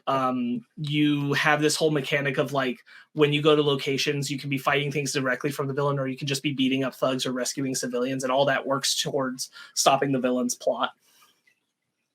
It's really cool. I really like it. Yeah. We've been having a good time with it here at the house. Yeah, it's simple enough to like you can easily pick it up, but like it's getting it pretty hard. You really have to strategize. You can't just, I'm just gonna go punch everything, because like you have to rescue people or bad things will happen, or you have to move or bad things will happen. Like they really make you like you gotta the thing I love the most is you have to team up with your homies. Yeah. It is like you cannot, I'm gonna do my own thing. You will get everyone killed. Right. You have to team up with people. I will say, like, I've appreciated that every single game that we have won, I've never felt like it was a landslide victory. It was always kind of close. Yeah.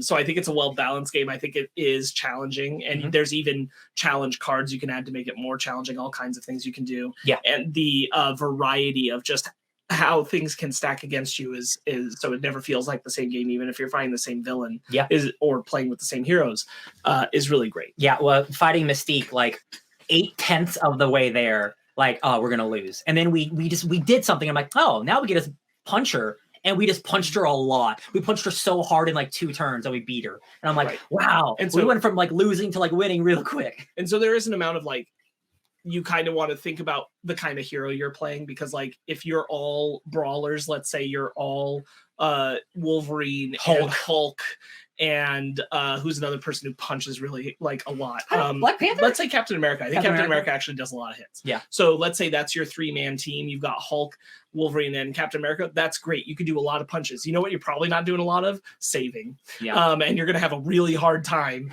taking care of situations that need saving. So you have to think about your team balance as well. Yeah, I played as Doctor Strange, and like he has an ability where you can only move one spot at a time, where Doctor Strange, he has one where you can move anywhere you want. And obviously Wolverine can't do something like that. So like team comp is important, just like any good comic book. It is fun, and like I'm imagining the fight happening in my head as we're doing it. Like it's really, really fun. I love it. I'm glad you own lots of it. No, because I would see this on, I want to say Ryan's Instagram. I'm like, oh, this looks like a new, cool, cute little game that you guys have been playing. Because I want to say you had Mystique up. And I'm like, oh, nice, Mystique. And I was like, because I see these, I see a game like this with these cute little chibi-esque figurines. I'm like, I have no idea what's going on here, but it looks fun. Yeah. We had a mostly X-Men team fight Mystique, and we barely beat her. Yeah. Again, like losing a lot, and then like, oh, let's punch her a lot, and then like, hell yeah, it felt good. And like we've gotten our asses kicked too, so like I feel like the game's got a good variety scale. Like I do not go in feeling like I'll always win. Yeah, we got riggedy wrecked by Green Goblin. That was devastating. Yeah, like, I played cleared us early. Oh. Yeah, because I know I played a game with my dungeon master Dan from D and Dark. We played a game called Horrified, and there was a chance we were about to lose, and we almost did. I'm so glad you played Horrified and referenced it, Ben, because this is basically like one notch above Horrified as far as like the cooperative play and how you have to do things. Like this is like one step up. Okay. And so like definitely you're in the right vein by referencing Horrified. You're in the right ballpark. Love it. Okay. Did you play the Universal Monsters version or the American? We did. Universal Monsters one. Cool. Well, yeah, because I'm at the house where I play a Universal Monster, so we had to play the Universal Monsters. Yeah, for sure. It's great. I love it. The Cryptids, the American Cryptids, is also a good version. A Bigfoot. I see that at Barnes and Noble quite a bit, and part of me does want to get the Horrified, but I want the Universal Monsters one because to me that's just like classic. Oh no, it's great. I love the Universal Monsters Horrified. It's fantastic. I will tell you one other thing about Marvel United. Then we do have an expansion game here that we haven't played yet. We probably won't for a while because we kind of want to stack up a lot of our other sets for variety when we do it. But it's the Infinity Gauntlet, and what it is you have 3 of the children of Thanos, and you play a 4-round game where each time you are fighting one of his children, and however many stones they manage to get while you are fighting them is how many stones Thanos has for the final fight. Ooh. And you have to have multiple heroes because your heroes will get KO'd completely out of the game. So you're going to have like a lineup of heroes that you're taking into it. Yeah, that sounds super dope. That does. That also sounds like 6 hours. Yeah. That's a day investment, but like I'm excited to one day tackle that challenge. Absolutely. How long is this game, if you don't mind my asking? About like take an hour. After you've set up, it takes probably like 35-40 minutes if you're not bantering around about the rules too much. Oh, sure. Okay. Yeah. You could just I quite enjoy this game. Yeah. Speaking of, we're still in the board game circuit. Yeah, we are. Speaking of board games, let's talk about Ow! Okay, so I love Werewolf, I love Mafia, I love all those kinds of games. I had never played this particular version. Neither have I. And it is incredible. It's called One Night Ultimate Werewolf. And the reason why it's one night is because everything happens in one night. And it's so great because it's all structured by an app. So every game round is only like 10 minutes max. Yeah. So you can just play over and over and over again, multiple rounds. So what they're doing right there, Ben, on the screen, they're just listening to the app be the narrator for everything that's happening. And so the app guides you because you tell it what roles you've put into the game and how many of what. And then it tells you what to do. And then you all wake up and you have like actual reasons to believe that someone is something. And you have to deduce who's lying about their role and whatnot. But like, there's a finite system of what could have occurred. And you have to kind of like strategize it out rather than just being completely based in, I'm just making shit up. Yeah. Having it be condensed to 10 minutes.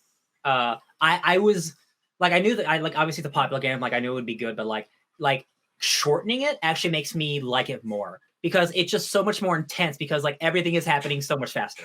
Like, oh, we got to vote soon. We don't have time to talk about this. It's really good. So you can see like one of the things that happens is that Ben, a character that was up there, just her ability as the troublemaker is that she's able to swap roles. Now, here's the thing, because it's one night. When they wake up, they don't know what role they are anymore. Yeah. They don't know if they've been swapped. And they know there's a troublemaker, but the troublemaker could be lying or not be the troublemaker and not have swapped them. So you may not have been the werewolf when you started, and now you are. You could be telling the truth, but you have a different card. So you could be a werewolf and not even know it. It's messed up. It's messed up. Ooh. It's really good. Yeah. It's fantastic. Highly recommend. The next time that we're doing like an actual board game night together, this will absolutely be one we'll bust out. Yeah, and again, it takes 10 minutes. The app guides you right through it. My wife, the first night she played it, loved it so much because we played it at a friend's house. And when we were driving home, I was coming on to do the podcast that night. That was Ant-Man when Marty and Sam were here. So we were coming on to talk about Quantumania, and the entire time we were up here talking about Quantumania, they were still playing this game, even though they'd been playing it for 2 hours before we got back to this house. And we went down there and we stayed up for another 2 hours playing this game. That's a lot of werewolves. That is a lot of werewolves. My wife hasn't stayed up that long in such a long time. She was so tired, but she loves this game. It's very fun. Well, speaking of fun games, why don't we talk about some games that have lines in them? Ooh. Some battle lines. All right. So the only thing I want to highlight about this one, I've talked about Battle Line the last time. It's a really cool kaiju Godzilla based game and all that kind of stuff. The only reason I want to focus on this one is because the most recent update, not the one that just happened yesterday, which they added Shin Kamen Rider stuff, but the one before that added 3 new Ava units and a 10th Angel, and it's awesome. So they've added the 4th Ava unit, Mari's Ava, and they've added the 10th Angel, Zerul, and Ray's Ava. And it's so great because, again, they are pulling from things from the game. So Mari's Ava unit, when she starts on the field, she starts back where you are, and she snipes. And her hits are devastating. And then after a certain time limit, there's a bar that goes up, then she moves into the field and no longer does the sniper shot, so that she's not just like having home field advantage the whole time. There is Ava Unit 02, which was recently added in this last update as well. And so it comes out on the field and it does normal Ava unit action, but it is evolving. And once it evolves, it goes into the beast form, which is also brutal, devastating. So if you're a fan of Anno's works, there's a lot of great stuff happening in the games here. Well, one of the best ones is Ray. So what Ray does is Ray walks slowly out across the field. When she hits her evolution, and I say that in quote marks, but when she hits her evolution period, she throws up her shield. And then she continues to march forward for a little longer. Then she drops her shield and she just runs straight at the main opponent. And then she blows up. Just like she does when she's sacrificing herself in the show. So they incorporated that mechanic. And like, if you can get to the main person, you do some nasty damage to them. The affection, again, like what I love about Battle Line, again, with strategy and everything, but the affection that it has for the properties that it's adapting into the game is so well thought out. How does this add something new? It's not just a reskin of them putting an Ava unit out there. They think about, what did this character do in the show? What's like their most iconic kind of moveset? Let's bring that to the game. Okay. That's really cool. And yeah, Kamen Rider is like not even out yet, so they're on top of the game. They are. Yeah. All right. Really love it. So that is the end of you, Sparks. That is the end of me. It is the end of Sparks. It is the beginning of me now. Hi, it's me. I'm Ryan. I'm out of shot. I didn't remember because we recorded only a couple months ago, and I haven't played that much. So I was like, oh, I'm gonna talk about Midnight Suns. And then I looked at the video last. I'm like, I already talked about Midnight Suns. And I'm like, cool. I'm gonna talk about Hi-Fi Rush. And I was like, I started Hi-Fi Rush, and then I beat Hi-Fi Rush yesterday. So I'm gonna talk about Hi-Fi Rush. Hell yeah. Potentially a game of the year contender, y'all. Yes. Not for me. because I think other games might But come for out. somebody. But for somebody, it is going to be possibly in my top 10, depending on other, how the rest of the year goes. But guys, Hi-Fi Rush is a truly special game. It is a action level based platformer. There are 12 tracks, and each track has choruses, which are levels. It is all music based. You're watching some rhythm fighting now. Every time you hit on the beat, there's like a yeah or a cheer or a cymbal noise. You can see the environment is always pulsating to the beat. There's always music playing. It is a gorgeous 3D cel shaded look that I don't see often in video games. It reminds me of like what I wish Netflix animes sometimes look like. You know what I mean? Like they have kind of like that 3D shade, but this has so much movement, so much personality. And I beat the game in like 10 hours, right? Through 8 hours. It is a great game. I'm loving it. I would give it like an 8 out of 10, right? Those last 2 hours, and I'm just gonna talk to you, Ben. Those last 2 hours, it turns into Cyberpunk Kingdom Hearts, where the entire journey is about Chai here learning the power of friendship, what it means to be on a team, to accept people. Love it. And that final mission is, and I'm going to mildly spoil like what happens, but like it's not spoiling how good it is when you see it happen. Sure. The entire level is you racing to get to the final boss, and all of the companions that you've built along the way throughout this entire game are helping you get to there. So like you are running and you get to a spot where it's too far. Your friend's like, yo, bro, I got you, and breaks the environment to help you. And you'll do some stuff, and then someone over there is like, Chai, let me help out, and she'll throw something. And so like it's this giant trek up this tower, and all your friends are helping you get there and without their help, you wouldn't be able to get there. And the final battle reminds me so much of Kingdom Hearts. And all the music, all the boss fights use real music. So the final boss fight was Perfect Drug by 9 Inch Nails. It is an incredible soundtrack. It has tons of original music too, by a lot of Japanese musicians. Beautiful stuff. It is a game that came out of nowhere. It was stealth released, and now it is like it sold more copies than Forspoken, which is a huge multi-million dollar like Square Enix game. Right. And this game outsold it, which is crazy. It's just so lovely. It's such a good time. It has so much replayability, because you can go back into the missions, and there are some things that it's almost like a Metroidvania where you have to beat the game first to unlock something. So when you go back to level, you can open something and get like a new chest, right? Gotcha. There's also like a wave-based like battle mode. You guys know how much I love my battle modes, where I can just do wave-based challenges like in Batman Arkham Asylum. It has so much cosmetic stuff. It's just so lovely. I love it so much, and I want everyone in the world to play it. I'm going to make Ben play it soon. I don't know when. We'll figure it out. But guys, this game is a real one. It is a real one. This is absolutely a game I'm leaving 2023 having played. Yes. I'm not going to say for sure what it's going to be, because there's another game coming up soon that I'm going to have to dedicate some time to. Were there 15 other ones before it? No. Oh. Yeah. Not that one. There's another one before that. Does it involve Blades of Light? That it does. There you go. And I'm going to prioritize that, but this is a game I want to get to absolutely. Love it. It is on Xbox Game Pass. That's how I played it, and you got a beautiful PC, so you can run that shit good. I do. I think this game's incredible. I've never played a game like it. Like the closest thing it reminds me of like James Gunn. James Gunn has been involved in video games before, but like if James Gunn's like Guardians of the Galaxy like motif was a video game, where like it's all about family and friends, and these are all like quote unquote rejects. They're all people who are hated by the system because like they all got like cybernetic limbs. They're not perfect, right? And it's such a diverse cast of ethnicities and nationalities and accents. It is a hugely diverse game. It is just I can't. And it's very Scott Pilgrim-esque. You're beating a bunch of evil bosses. Love it. All right, y'all.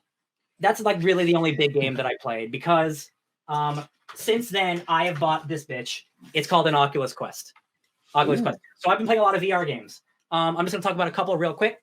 This one is called Moss. Moss is a storybook adventure game about a little mouse named Quill. And it is from a third-person perspective, where you're basically playing the narrator of the story. And narration is happening, and when you do things, it narrates what you're doing. And the mouse is looking at you, and it knows you are narrating, and it knows you are playing the game. So you'll get to a point in the game, and the mouse will look up at you, like, hey, you need to do the thing. You need to do the thing.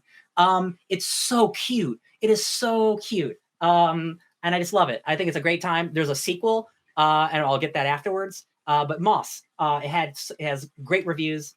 That's why I picked it up, and I agree with every word. It's fantastic. Awesome. Another series that I started playing was this Star Wars one called Star Wars Vader Immortal. And this one is kind of like a Star Tours. It's like Star Tours with more movement. You are kind of like on a guided rail. You're doing stuff with Darth Vader. You're learning about ancient history. It's good. It's pretty good. I really like the lightsaber combat. The reason I really like it is just because you're hanging out with Darth Vader for a couple hours. And I just want to do that. It's really great. The lightsaber combat's fun. It looks incredible, especially when you watch VR stuff on a screen, it doesn't look as impressive as when you're actually playing it. Sure. That is 100% always apparent because this looks fine when you're in it. It looks so much better. It's just really fun puzzle stuff. Darth Vader's great. Not much else to say about that one. There are 3 chapters of it, and each one's about an hour, and they're each $10. I kind of just wish it was just one big bundle instead of I had to spend $30 for 3 hours. Sure. But they got to make their money. The last thing I want to talk about, y'all, is the greatest VR game of all time. One of the greatest games that I've ever played in my life. It's called Half-Life Alyx. This is the reason people buy VR, y'all. It is a full-ass, good-looking, real-ass PC game that is also VR, where you can interact with basically everything. You can grab everything. You can touch everything. The movement's a little weird. I don't do this movement. You can choose natural walking or teleport walking. But you can grab stuff. The physics are incredible. Valve, who made Half-Life, Half-Life 2, Gary's mod, the Portal, Team Fortress, their physics engine and their source mod stuff is incredible. You can just look at this. It just looks so fun. It's so great. You can customize shit. You can put hats on for no reason. You can pick stuff up, teleport it. It just, in terms of pure video game experiences, I don't know if I've had something like this in my life. This is the future. If this is what video games can be, the future is so bright for VR. The thing is, this is a PC game, whereas most VR games I'm just playing on here. This, you need an actual powerful PC. My PC can't run it, so my PC literally crashes and it shuts down because it's too much processing power. So I will beat this game eventually because I have to play it literally in 20-minute chunks, which is something I'm going to have to figure out eventually. But look at him. He just put a bucket on a robot head. How stupid is that? I love it. Half-Life Alyx, y'all. The hype is real. VR is cool. I need a better PC, and I just bought one. Ain't that shitty? That's me. Ben, why don't you take us to take us to space? Yeah, I'll take it to space. I'll take you specifically to Talon 4 because I was so excited when this game was announced at the spring Nintendo Direct. Metroid Prime remastered, a remaster of the first Metroid Prime game that was originally released for the GameCube in beautiful HD for the Nintendo Switch. Oh my God, guys, I cannot tell you how much I love this game. They call this a remaster. This looks more than a remaster. This looks like this is a brand new game. People have been saying that calling this a remaster is a bit of a sin because not only did they go in and change the controls, you have twin stick controls, you have motion controls, you have the original control scheme that was on the GameCube where Samus is because she can move the cursor herself. You have so many different options to play Metroid Prime. I think the reason why they call it remaster is because it's the exact same plot. It's just a few quality of life improvements. There's no autosave. You have to save your game like a classic Metroid game. Yeah, there's no autosave. They don't tell you that. That's kind of 2023, guys. Yeah, I know. But at the same time, I actually like it because it feels more. You feel more relief when you get to a save spot, or to a save room, because then it's like, cool, I'm in a save room, I can do this, and then you have to plan. I was like, okay, do I have to because it's Metroid. There's backtracking in any Metroid game. Yeah. No, that's a fair point then, because I played this back in the day, and especially in games like this, save states create tension. No, it's true. There's an amount where I wouldn't say modern games should necessarily go back to that. I don't want that, but I'm glad that they kept it in a sense because it does maintain the integrity of part of the tension that was designed into the game to begin with. And to be fair, it has been a while since I played this. It's called Metroid. It is a Metroidvania where Castlevania, literally the whole thing is about having save rooms too. So just forget everything I said. It's totally fine. I haven't played this game in a while. I forgot that it's a Metroidvania. What am I talking about? Yeah. if there was any problem I have with this game, I mean, not with the game itself, it's just how hard it was to get a physical copy because they shadow dropped it digitally. There's like, hey, this digital version's all ready to go later today when the direct happened, and then they're like, physical version's coming out end of February. Well, a physical version did come out, but they didn't make enough hard copies, and people were scalping the ever loving crap out of it. Though I think now it's thankfully changed. It's easier to get a physical copy, but just the fact that this game exists, the fact that this remaster exists, means to me that Nintendo is gonna maybe make remasters of Metroid Prime 2 Echoes and Corruption. Yes. You know those are coming. Oh yeah. And of course, Metroid Prime 4. Yeah, you can just. I just wanted to double check, Ben. Yeah, you can just pick up Metroid Prime Remastered physical at GameStop, Amazon, Target. Yeah, they stocked up. This game is the game that I've been wanting to put the most hours in because every time I go in, every time I turn it on, every time I start playing, there's tension. You get a little nervous. You're like, oh, do I like? Even last night, I was fighting a boss. I didn't have enough missiles to do. I just got the super missile, so I'm like, oh. I gotta be very careful with how I fight this boss. Hell and yeah. This game looks so good. Jesus not Christ. not only that, the combat of this game, because Metroid, the original Metroid up to Metroid Dread, it's all a side-scrolling action game. Yep. First person, when you hear FPS Metroid, you're like, oh, it's probably just gonna be like Call of Duty or Doom. You got a bunch of running, gunning. The platforming is just so fluid. I actually like platforming in this game. On a game like Doom Eternal, I'm not the biggest fan of the platforming in that game. It's fine. Yeah. It's all right. But in Metroid, however, Metroid Prime, I want to explore. Playing this game and being under Samus's helmet, yeah, it's just like this is so good. I'm not saying that, I can never play another Metroid side-scroller game ever again. Not true. Side-scrolling Metroids are amazing. But this one is just like you feel more immersed into the game. And I'm so happy that this game not only delivered, but it's so well made. They took the time to change up the control schemes so everyone who can play it exactly the way they want, and it just looks so goddamn good. Goddamn good. And the rumors, obviously, like we knew this was happening, and like the rumor was that they were gonna drop all three at once, and obviously that didn't happen. But this game has been done for a long time. That's why they were able to shadow drop it, because they were just waiting for a good time to release it, which means those other two games are probably way further along than we might have thought at first, meaning we'll probably get them sooner rather than later, meaning Metroid Prime 4 is probably coming out in the next year or two. I totally believe that now at this point. Now that this game's out. Yeah, now this game's out. And also, it's only $40. Oh my God, yes. Yeah. Yeah, that's beautiful. Like, this totally could have been like $69.99. Yeah. Like, we're doing this. This would have been like looking back on Mario 3D All Stars, because they sold that for $60. This just being $40, it's like, oh, hallelujah. Right. Yeah, I'm actually like, wow, Nintendo, you did a good thing. Like I did. They did. You know, they could have sold this at 60 and people would have bought it no matter what. I think that they saw the like goodwill longevity of 2 and 3 will come, and they'll come at the same price probably. Yeah. 40 and 40. So would you rather charge 60 for a trilogy set? Yes. Or would you rather charge 120 over time? Yeah, that's brilliant. And again, those are good games. And if they look this good and they play that good, then they are worth $40. You know what I mean? Like, I would definitely put the money down to buy all. Obviously, I'll buy all 3 physical, because why wouldn't I? Yeah. I'm playing through all the Metroids, or almost all the Metroids. I wasn't able to touch other M, but Metroid Prime Remastered, guys. I love this game. I'm so happy about this game. Were you not able to touch other M because you didn't have access to it? I never bought it. I just heard I was this close to buying it, but then I heard it was bad. I spent my money on something else. I'll tell you what, Ben. Like, it is a really weird game. I don't think you would like it. It is so much more story than Metroid's ever had, and like not in a positive way. I've seen gameplay of it, but now that I've played all the Metroid games that I have played thus far, I agree. I don't think I would like, because when I hear Metroid, I'm thinking either side-scrolling or a Metroid Prime game.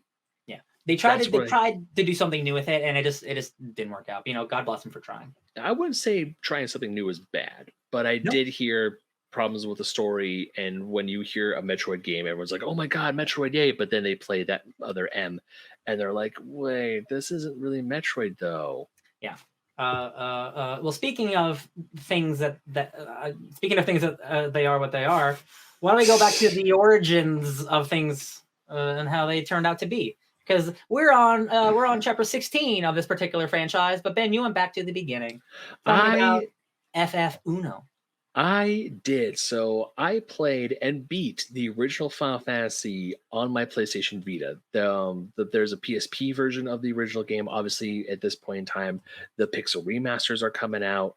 But I wanted to play the PlayStation Portable version because, as you guys can see on the screen, the sprite work is just so gorgeous. It is. They are the sprite work and the renditions from the original NES game. Don't get me wrong, they're good, but these hand-drawn sprites, they reminisce of those original sprites, and honestly, the artwork is just the artwork is better, and they added a whole lot of other quality of life improvements to the original Final Fantasy in the PlayStation Portable version, i.e. MP. If my memory serves, there was no such thing as MP mana points in the original Final Fantasy. You had spell slots like in Dungeons and Dragons, and so this one, it's like, hey, here's some MP, and they just made it so much. It's so easier because when you look at a game or a franchise like Final Fantasy, obviously 35 years in existence, there's 16 mainline games. God knows how many spin-offs. And when you talk about the very first one being on the NES, it is a little intimidating. It is a little scary. Even though I could play the original on my NES Mini, it's scary, and also it's not the easiest to look at. The PSP version is just, I mean, obviously visuals aside, it's gorgeous, but it adds so many other quality of life improvements. Like when you're in the world map, you can save at any time. It does not matter. You can, or not even on the world map, you just constantly save your game. Doesn't matter. You can go right to fight a boss, and you don't have to be at a save point. You don't have to be anywhere in particular. You could just save your game. No harm, no foul. I have a question. Answer. Why are there two Clouds in Final Fantasy if they're not the same person? Guy's name's Cloud. Oh yeah. Okay. So for that one, in the original Final, do you really want me to answer this question? No. Actually, I do. I'm like, why would they do that? No, because in Final Fantasy 1, 2, and 3, you were able to name your characters. Oh, okay. So his name wasn't originally Cloud. Okay, no. So actually, fun fact: when I was playing my run of Final Fantasy, I named my characters after my friends. I named one after myself and the rest after my friends. And Sparks, you were my black mage. Oh. Stop. I want to thank Lord Cloud Strife. I'm watching his YouTube playthrough of it. But That's the video we're watching right now. One more thing I want to say about the original Final Fantasy. I know the Pixel remaster is out. I know there's a lot of love for old retro aesthetics, and I'm one of them. I love retro stuff, but this version of Final Fantasy, I still feel is like the best version of Final Fantasy, especially is this or the Game Boy Advance one. The Game Boy Advance one, Final Fantasy 1, 2, Dawn of Souls, still a really good version of the original Final Fantasy, but this one, the music just sounds better. There's a lot more quality of life improvements in this one. It's absolutely stunning, and I'm bummed that the only way to play it is on a PSP or a PS Vita, or on the PC, or that too. Real quick, Ben, remind me how long is this one? How long of a game is this one's? I put in like a good 15, 20-ish hours. I can't really remember off the top of my head, but it's not like a super long RPG. Sure. Like modern. This is still an early version of the game. So while I do enjoy the story isn't very much black and white. Maybe definitely use a guide to say, hey, go that way. Because, older RPGs, they don't really tell you where to go. Or they don't tell you where to go all that well. Sure. But still, fantastic game. The art style is gorgeous. Yeah. It's the original Final Fantasy. If you do want to, I would definitely say play the first Final Fantasy if you're already a fan of Final Fantasy. And I would definitely recommend the PlayStation Portable version. The PSP version is the way to go. I gotta say, Ben, because I haven't really seen what this looked like until like now. This versus the Pixel remaster, I would so much rather play this. This looks great. Right? This looks great. I love the way that these sprites look. I wish Yeah. we just kept using sprites today, and they just looked effing incredible. I love sprites. I love this the way this generation of video games look so much. Yeah, just absolutely stunning. And I cannot, and being able to praise or play the original Final Fantasy for the first time and actually beating it, I was like, this is really fun. I mean, there is some grinding involved, there is some other stuff involved. There's not a lot to do in terms of side quests, but the game is fantastic. I cannot say it's like being able to play this version of it. I am so glad I did. Hell yeah. Right. I will say, just because like when you were bringing up the pixel remaster stuff, I'm backtracking. I did mean to mention when you were talking about Metroid Prime, that is, I think, still worth noting, because we didn't do it here. I did it when we talked about it on our regular podcast.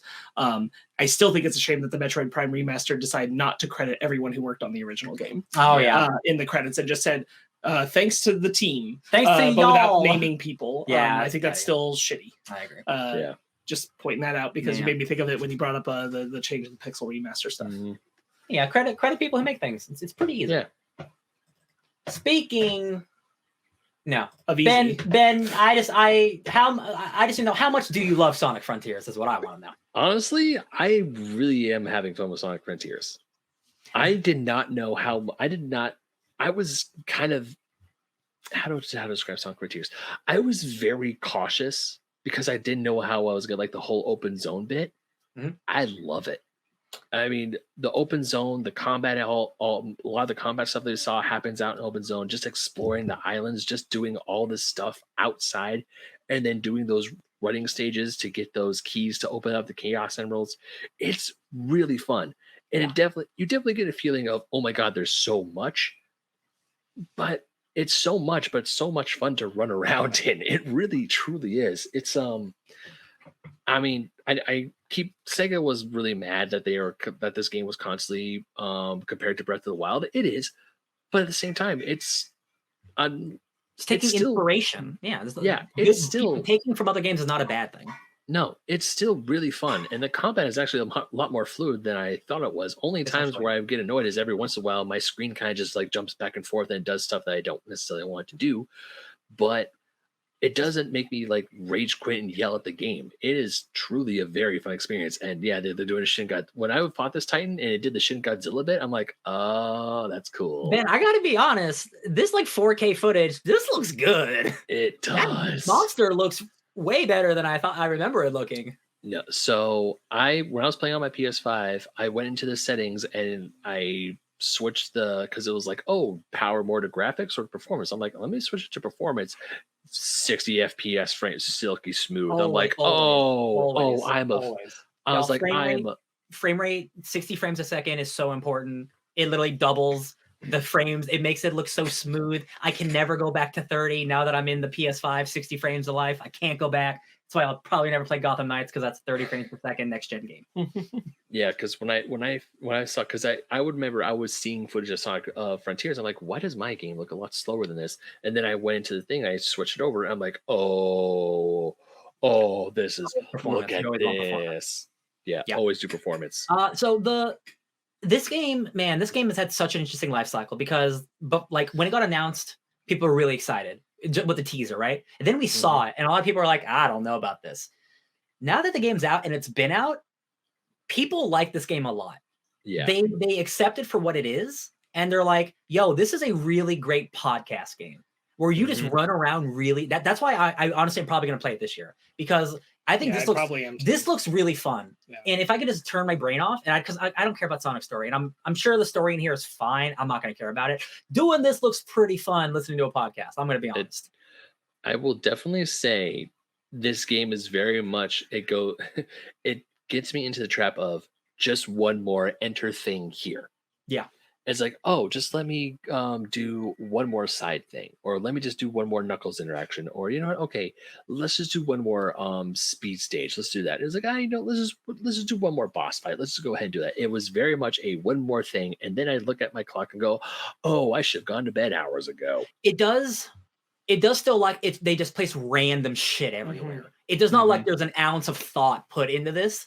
Nonetheless, into the world. Nonetheless, like I'm still interested enough because people seem to really like just playing the game. You know what I mean? Yeah. So like it being a video game, like I'm there for that. Like, Yeah.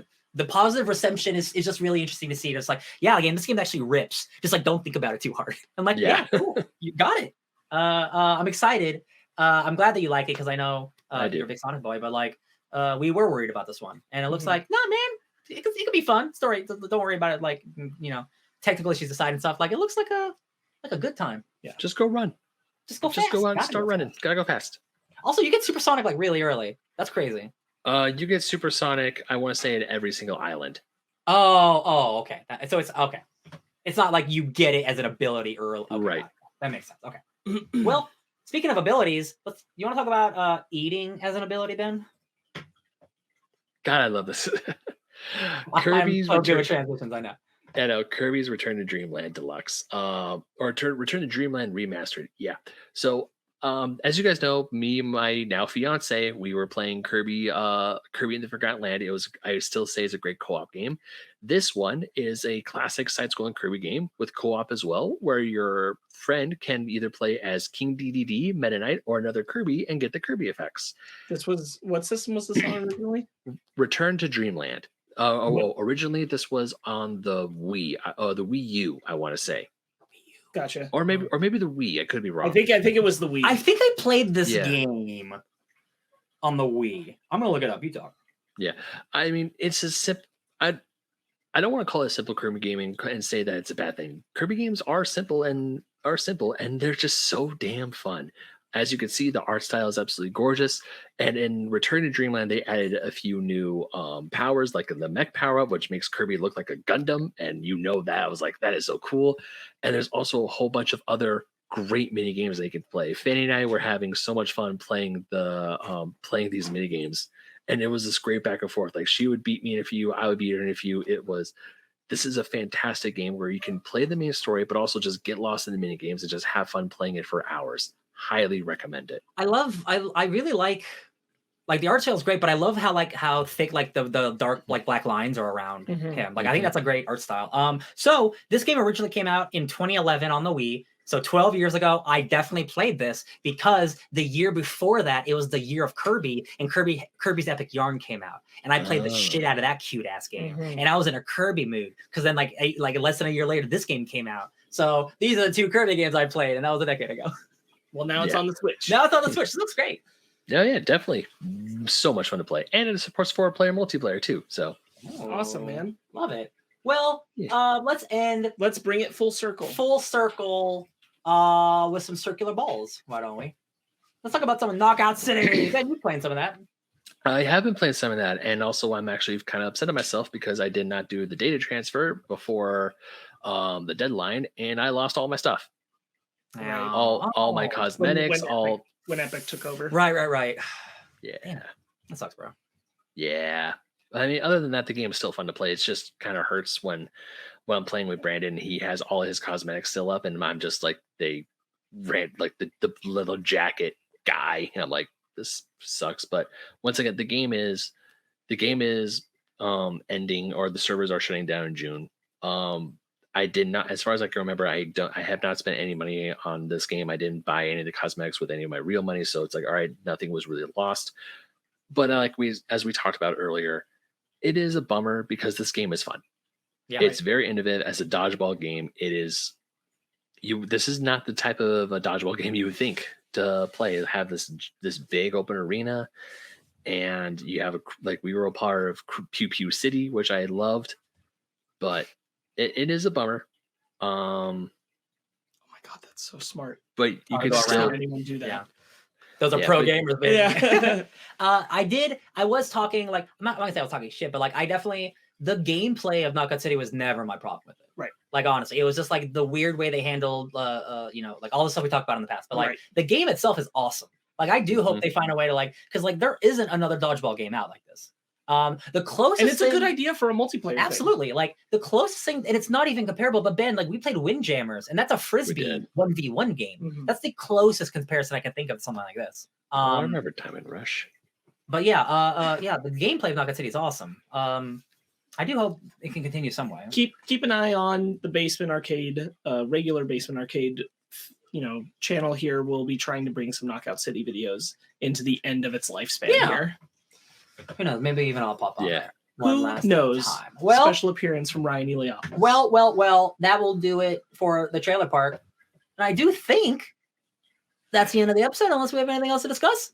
Just we take a brief look I don't forward. remember. We know there's some big games coming up that we're gonna Oh be, my we're gonna god. be planning for. The next quarterly is going to be insane. So I will say that, we will certainly touch on it in the next quarterly, but the next Jedi game, that one I know for a fact because Brandon is going to play it as well. That'll be another like Ragnarok where we'll have a discussion episode at some point here on the channel. Yeah. So keep an eye out for that. Final Fantasy 16 is not that far behind. And Just went gold. That'll be another one where Brandon might play that one. That's possible. God, I've talked to him about That'd be it incredible. because of seeing the trailer. He's a little interested, so that might happen. That'll be Destiny. another one. Where we'll be Not doing- only that, next month, Breath Tears of the Kingdom.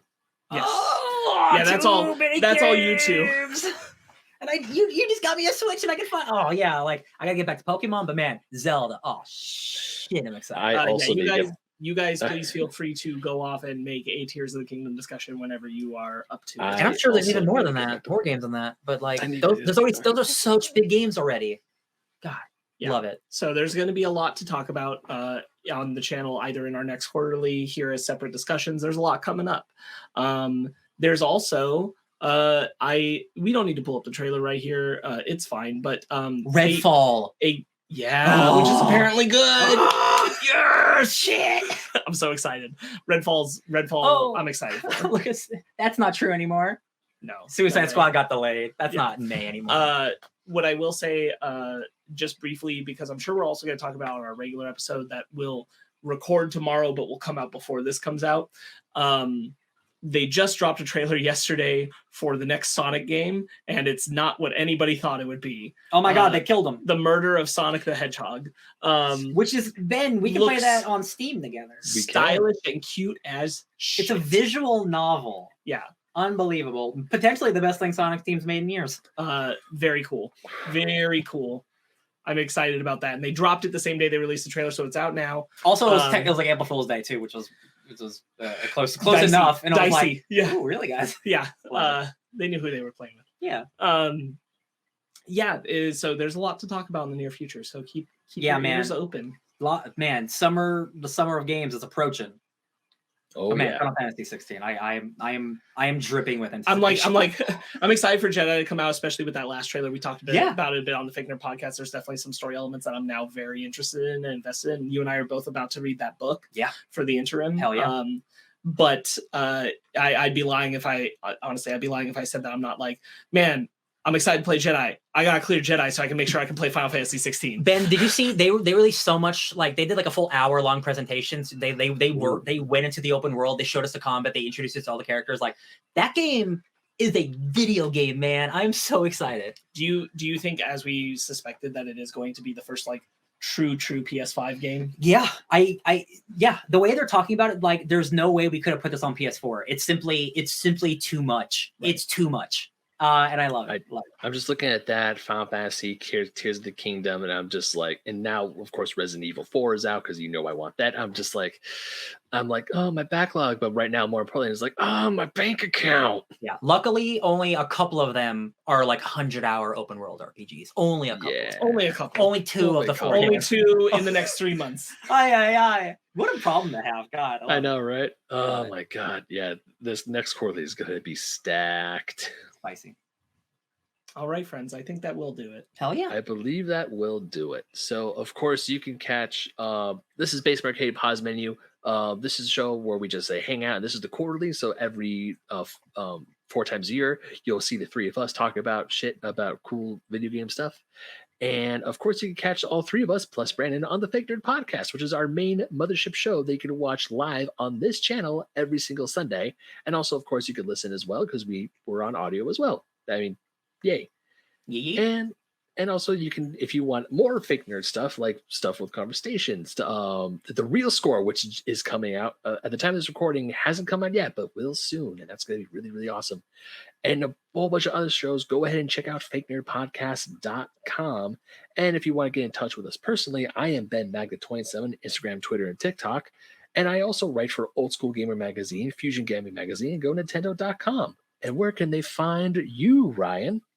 man, they can find me just so excited that Destiny is forged in fire. I'm just truly like more excited for FF16 than I've been for a lot of games in the last couple of years. I'm truly excited. At DJ Tony Snark 616, Destiny's forged in fire.